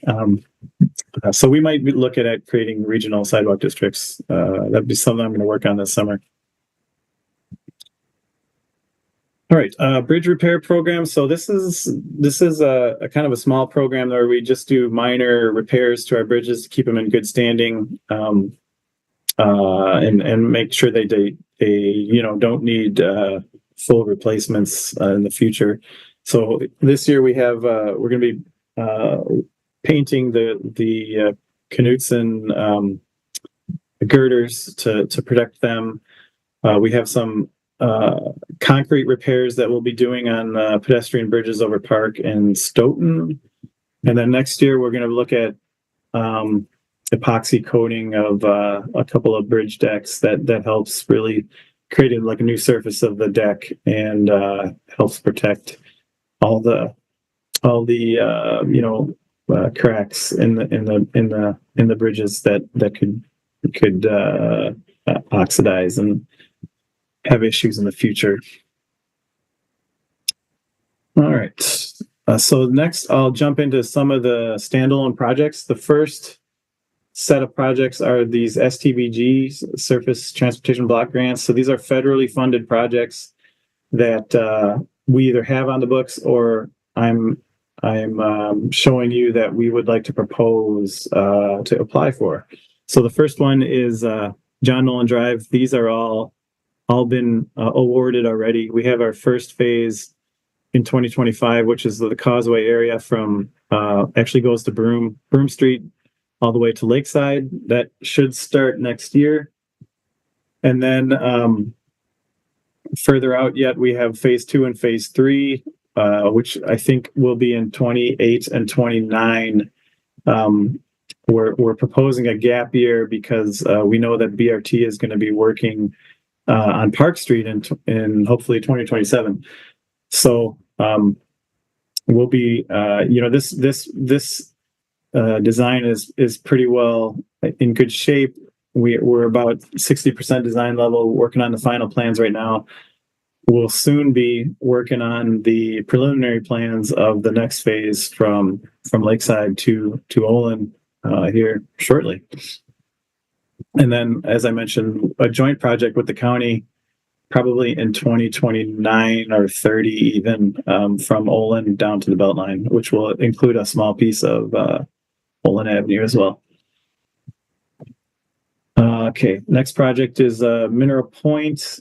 This one is pavement replacement from the Beltline to High Point Road.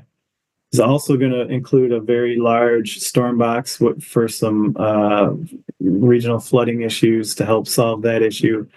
That is planned in 2026. You guys are probably aware the Mineral Point widened sidewalk that the BRT is doing is already kind of adding the bike facilities there. So this one will just be more of a pavement replacement and storm box. Westtown Path phase 2. We have this, we have it actually funded from 2 different pots of money, one STBG project and one TAP project. The STBG is from Zor Shrine to Gammon, and it's currently planned in 2028. The TAP project, which is another program that's federally funded, is actually scheduled for next year. That would go from High Point to Zor Shrine, and then the little stub connection to Zor Shrine. Milwaukee Street. This is a future application. This street right now ends here at Juneberry, Milwaukee Street on the far east side of the city. Many of you know we're kind of talking with WSDOT about a potential interchange here. in order to, have an interchange to connect to, we would have to extend the roadway. Our neighborhood plan shows it connecting like so and up to County T. One thing that's really great about this project is there is the bridge here has already been built. No one would know it because right now you drive over it and there's nothing on either side, but that bridge is actually underneath the interstate that was planned when they last paved the interstate. So, which makes this project a lot more doable. That bridge already exists. So we'd just be building the street. And so I am proposing that this would be one of the projects that the next time we get to apply for SDBG funds is next spring. And so we're kind of tentatively showing this out in the 29 to 2030 range. I also wanted to mention kind of along those same lines, while WISTOT is studying I-39, there's a lot of interaction with the city and things that we might participate in. And we might have to come up with a potential 50% cost share on some of these items. So I kind of pointed them out here. There's the Hepker Road interchange is a potential. There's the Milwaukee interchange that I talked about. And then there's a number of ped bike crossings that we're really pushing to get into the program for redesign. One at American Family area here and Hayes Street. One along East Wash, Lean Road and Railroad area here, kind of nearby Easttown. We want to add pedestrian facilities to the Milwaukee Street Bridge for certain, and then the Cap City Path. It's possible that our current proposed connection under the bridge might become another. Just a full tunnel after the new roadway is built. So I don't have these. I don't really know years or on these. I just want to kind of start showing them so that they're on our horizon list, so to speak. So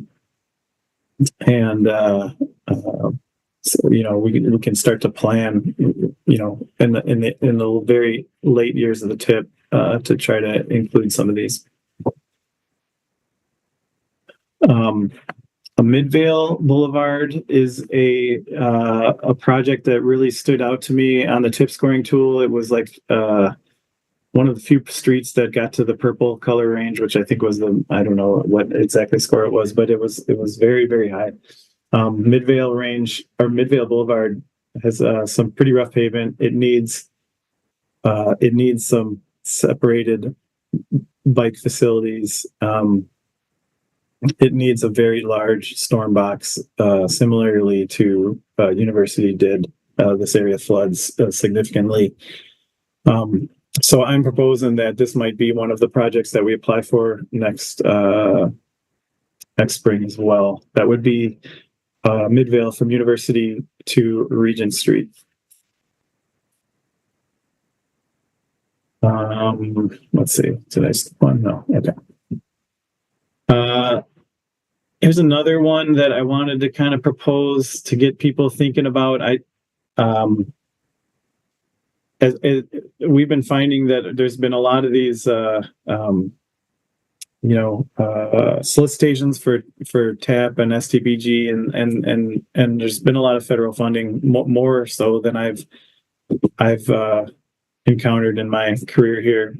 So kind of looking at this area next, I think would make sense. So this area, this is Stoughton Road here and Highway 30. So to kind of orient yourself, we just, we have the Cap City Path here. We just recently built the Garber Path. The Voigt Farm here is being platted, and I think that part of the path will get built soon. We do have a path that's not shown kind of right now exists, the Marshview path between these two purple lines.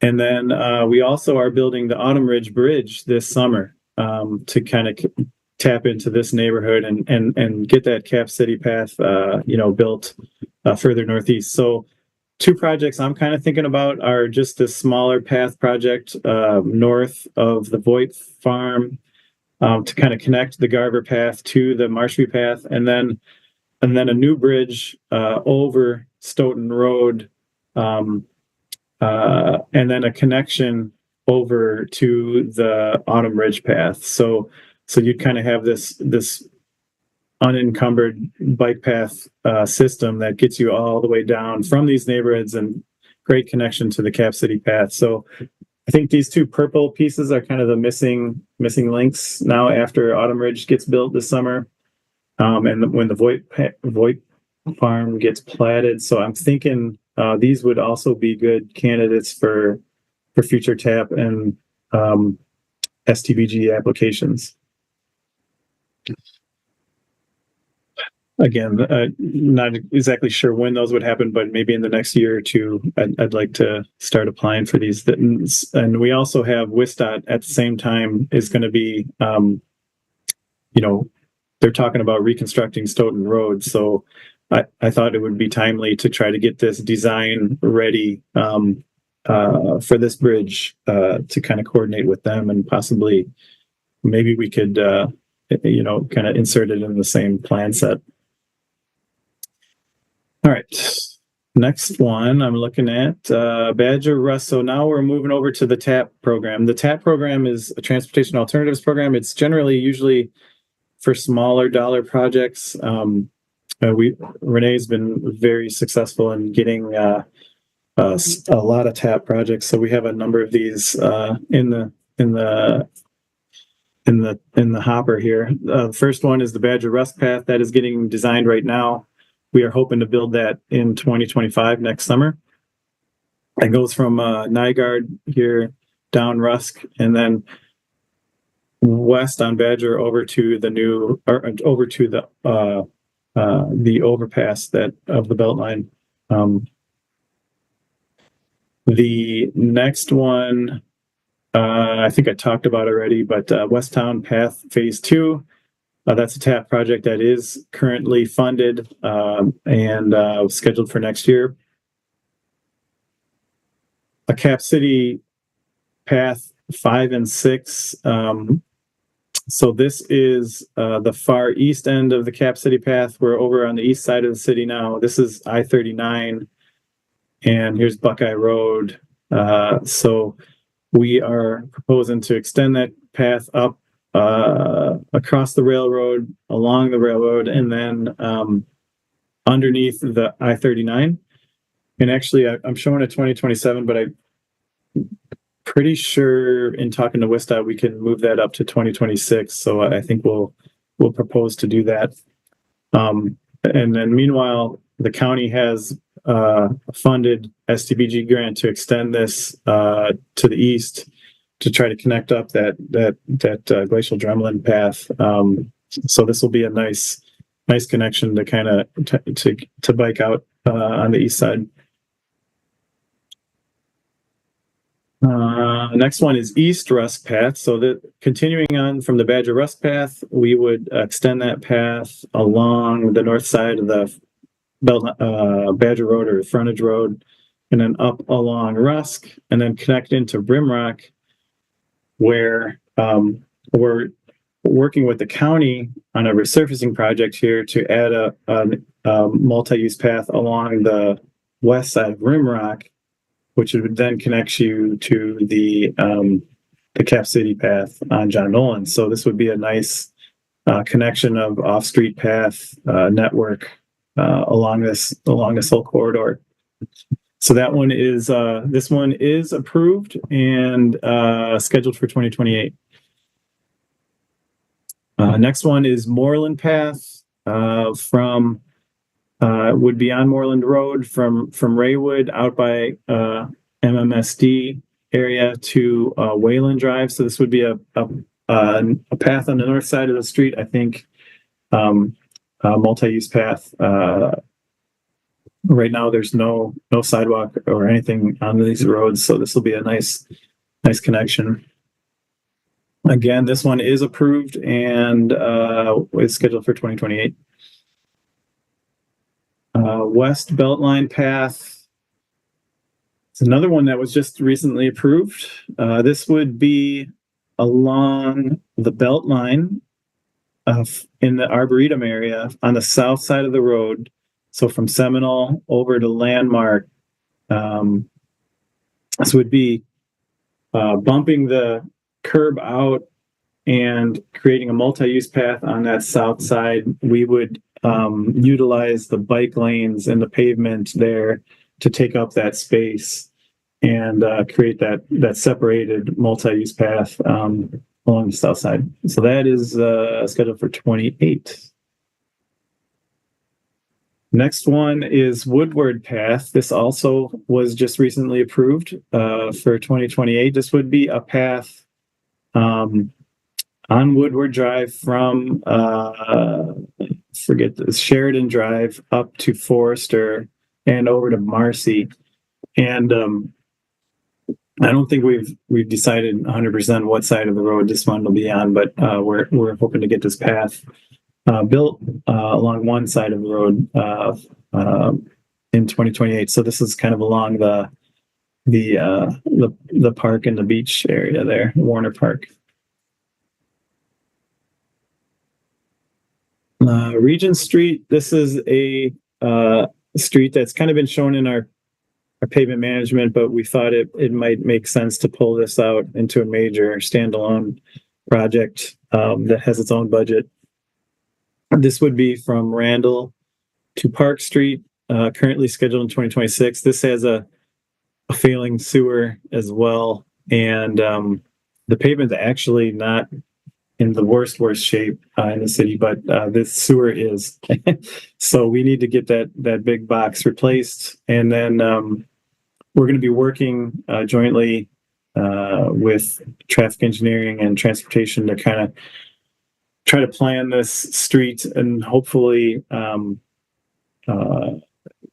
change the cross sections so that we can get bicycle facilities on there. So we'll be actually starting that planning hopefully later this year, because that'll be a big project to get approved. That's 2026. Troy Drive Railroad Bridge. I've been showing this. Those of you who've been seeing this presentation, I've been showing this for a bunch of years and hoping we can work with the railroad to get this built. Have a little movement that's given me a little bit of hope that we can get this done now. In working, we do have a grant from WISDOT to help pay for 80% of the bridge. Just working with the railroad to try to get to an agreement where we can get that bridge designed and built. Hopefully at this point now it would be 2025 at the earliest, but I'm hoping we can get it done then. High Point, Raymond, and Midtown. This one has had a lot of movement in the last 6 months as well. It's kind of always been a project that's been sitting out there in our neighborhood plans and the TIP. But the Marty Farm now has been platted. The final plat was approved, the preliminary plat was approved by council. And so now we actually can start to really program these projects. Viridian's going to be the developer. They are showing a first phase in 2025, kind of in this corner right here. So I am proposing that we start to incrementally work along the sides of them and get these roads built like they are shown in the neighborhood plan. First one being 2026 potentially, and then working on it for the next 2 years. This would also include a path segment that is kind of a missing link right now. The Elver path kind of ends right here at Gammon Road. We're going to be extending that down through and under our roadway and over to where this path, that path ends, filling that gap. So that would be part of either the 26 or the 27 project, probably more likely the 27 project. So that's High Point Raymond. Getting near the end here, I just want to point out there are, I've been talking a lot about the engineering projects that we lead. There's also a number of projects that are led by other agencies and going on in the city at the same time. Obviously, you folks know about the East-West BRT. We are also starting to work on the North-South BRT. And then we have, Renee's Safe Streets program that's ongoing. So that's another way for a lot of these, you'll see improvements throughout the city beyond the tip that the engineering department manages. All right.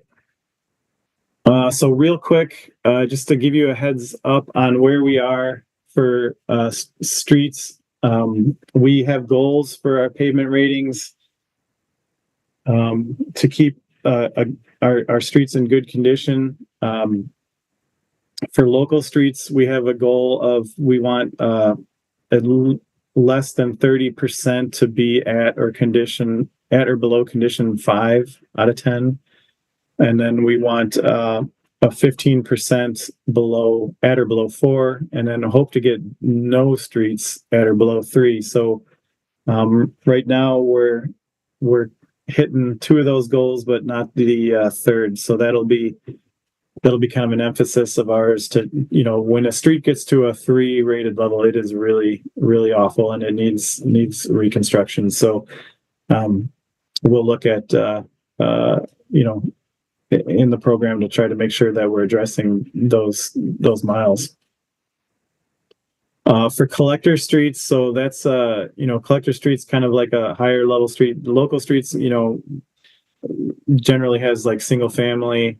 Collector streets are where, a bunch of local streets kind of feed into a collector, something like, Seago or something. So Seago is kind of like a major collector, but kind of a middle level street. We have a goal of 25 at or below 5, 10 at or below 4, and then 0 at or below 3. And again, we're meeting 2 of those goals, but need to address those 3 condition streets. And then lastly, the arterial streets. So these are like the Midvales, universities, the East Washes, Johnsons, that kind of thing. We have a goal of keeping 20% less at or below 5, 5% at or below 4, and 0 at 3. And we are pretty much meeting those goals right now very closely. Let's see. That is my last slide here is just some contact info. If anybody has ideas for projects or wants to talk about the TIP, myself or Jim Wolf are great contacts. All these projects will be on our website, and a lot of them you can sign up for email updates. And then we also have Facebook and Twitter pages and even some podcasts out there. So those are different ways to get kind of information about our area or about my department. All right, so I think that's the end of my presentation, and happy to answer questions. A lot of great information, Chris. Thanks. Comments or questions for Chris? Harold. Thank you. Yeah, thanks, Chris. This is super exciting to see all of these projects coming up.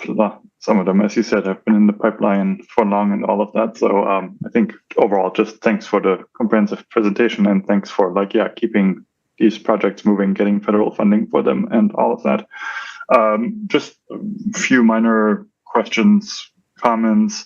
You mentioned the Park Street pedestrian bridge in the bridge repair program. where is that? I mean, that bridge must be pretty old, and like, is that going to eventually? And it There's maybe doesn't one, serve as many purposes as. Yeah, it's just some minor repairs. There's some concrete, it's not a structural issue, but there are some concrete spalls on the bridge, kind of by Meritor, the pedestrian bridge over Park Street by Meritor Hospital, and so we just have some minor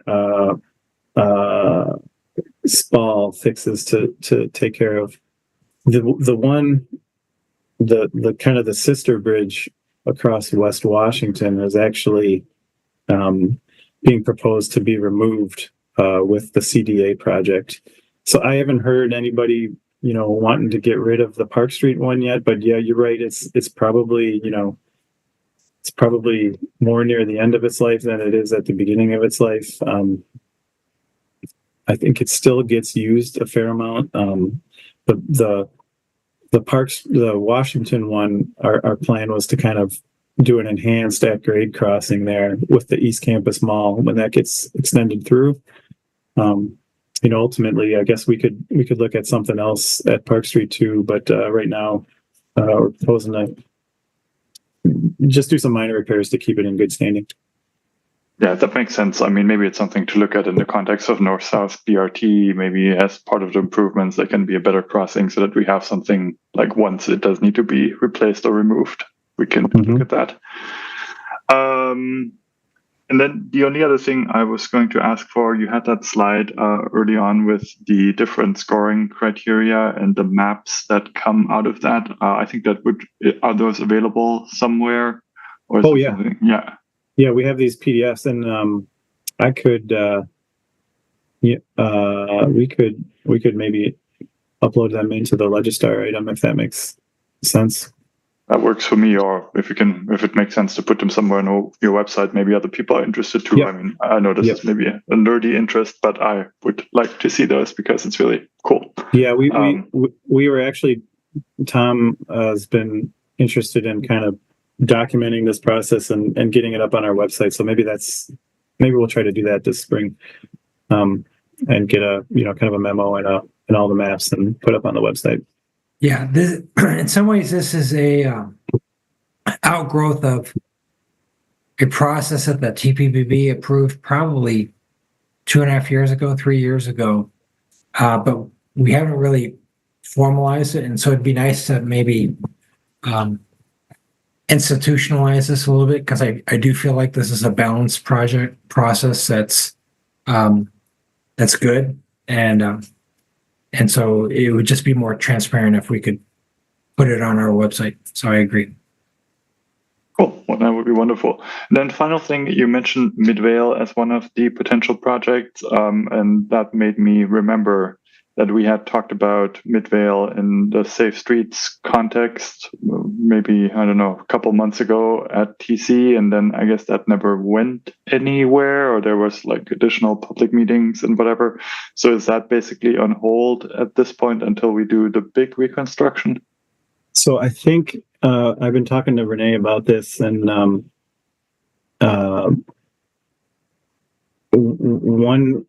one idea we were looking at is with the Safe Streets program to do some kind of, because this might not be till like 2030 potentially, but maybe we could do more of a, kind of a tubular and marking kind of approach until the reconstruct comes about,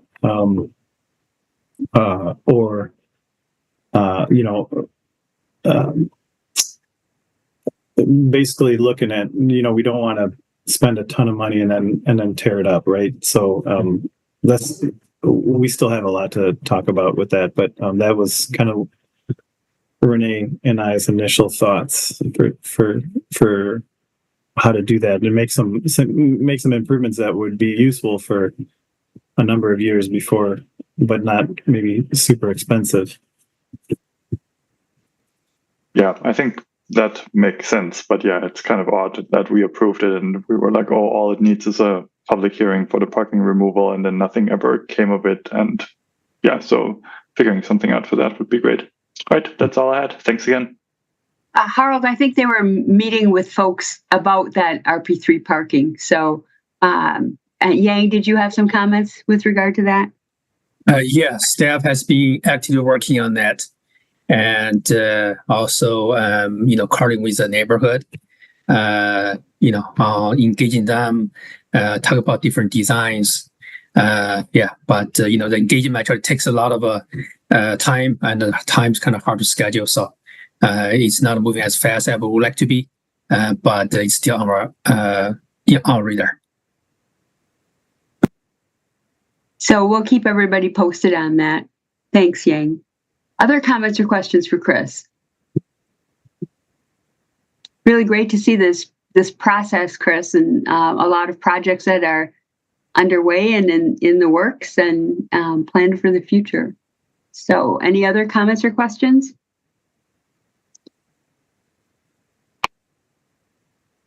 Let's see. Nice. There we go. All right. Thanks so much, Chris. All right. Thank you. Okay. Next, we have an update from the Transportation Commission Appeals Subcommittee hearing. We had an appeal from Jamie Webster because his application for a taxi cab permit was denied by the Captain Winter and the police department. Denise Jess, Ann Kovich, and Darren Wasniewski were the members of the appeals subcommittee. We had the hearing on February 21st. We heard both from Captain Winter and from Jamie Webster.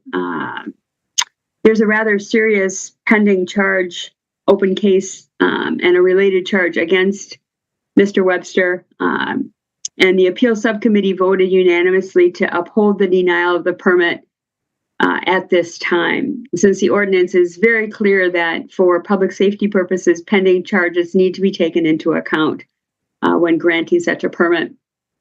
But we did encourage him to reapply for the permit if the pending charges were resolved with no convictions. So Denise, Darren, did you have anything to add? We had a lengthy discussion about that one. Lengthy discussion. So any comments or questions from anybody? They're always very intense. Okay, next we have reports from anybody who's on other boards, committees, and commissions related to transportation. Anybody have anything to report in? Harold? Sure, I'll keep it short. Board of Public Works, I suppose we had 2 meetings because since the TC last met because we canceled the Valentine's Day meeting, which gave me a Wednesday night off, which was very nice. A couple highlights. The Rutledge Street project that had our somewhat complicated discussion at TC at the end of a very long meeting, had another complicated and long discussion at Board of Public Works, but in the end, something was decided. So that is going forward. We approved the plans and specs for a very long list of Safe Streets Madison projects that we had approved at TC a while ago. So that was very nice to see that long list moving forward. And then for the Mineral Point Road widened sidewalk, that was actually awarded for construction. So it's coming. That's all I have. All right. It's nice to hear them moving along through the process. Any other comments from people from other BCCs? Okay, seeing no hands. Terms of announcements, just as you plan ahead, we have 2 meetings scheduled in March on the 13th and the 27th, but only 1 meeting in April on April 24th. So we're going to have a little recess gap there in the early part of April. Does staff have any other announcements? No? Okay. Terms of future, or Yang, did you have anything? No? Okay. No announcements for me. Sorry. Okay, no problem. Just checking. I saw you turn your camera on, so I was just wanted to make sure. In terms of future agenda topics, we have North-South BRT locally preferred alternative at the next meeting. These are potential. A public hearing, what you saw an email on the Metro Transit's fare tariff updates, followed by discussion, deliberation, and vote at that same meeting, unless we decide to defer that. The 2023 year-end traffic safety report. And then we have some projects that Chris actually, some that he talked about, the Bartolon Path, Pheasant Branch Creek Path. I think maybe you talked about all of these. And a ped bike bridge at Hermina Street, although I don't think I remember that one. Anybody have any other future agenda items that we don't currently have on the list that you'd like to see added to the list? Robbie? Well, I don't know if we ever got to the discussion of requiring TDM for businesses that rent in city garages. We have not. I don't know. Eric Finch, I don't know. Is that something that we should maybe talk about when TDM comes back to? I do want to point out that this is separate from the zoning TDM. Right. So it's not necessarily appropriate to discuss it as part of the zoning TDM. This has to do with asking businesses that are doing, that's a different category, shall we say. Right, I understand, but if we're talking about TDM, it may be interesting to have it all at the same time, but I don't know. Eric, your thoughts about that? It's on the list, Robbie. We just haven't. I just wanted to brought it forward. Yeah. Zoning TDM has to do more with new construction and reuse of buildings, and this has to do with existing businesses. Right. Who would not be covered by the TDM ordinance. Right. Yeah. I think, I guess a couple words I can say on that. I've had some discussions with Stephanie Cox. I don't know if I think she's in the Dominican right she's now. out this week. She's out this week. Seeing the Brewers.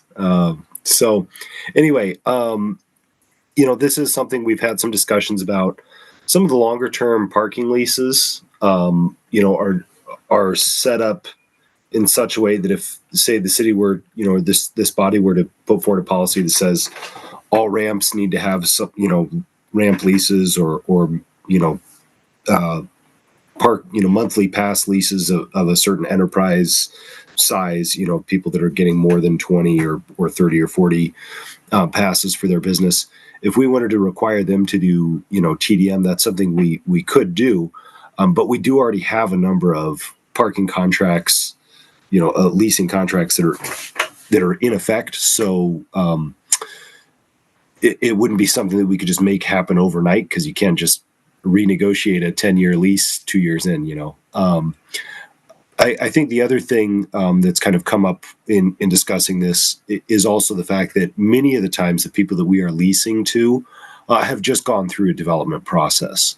So we've kind of gotten the developers on board through that zoning process that they're required to do, through the TDM program that is run by our TDM coordinator. So, I don't know that then having it be an additional condition on the lease would might get some pushback as kind of a double dip.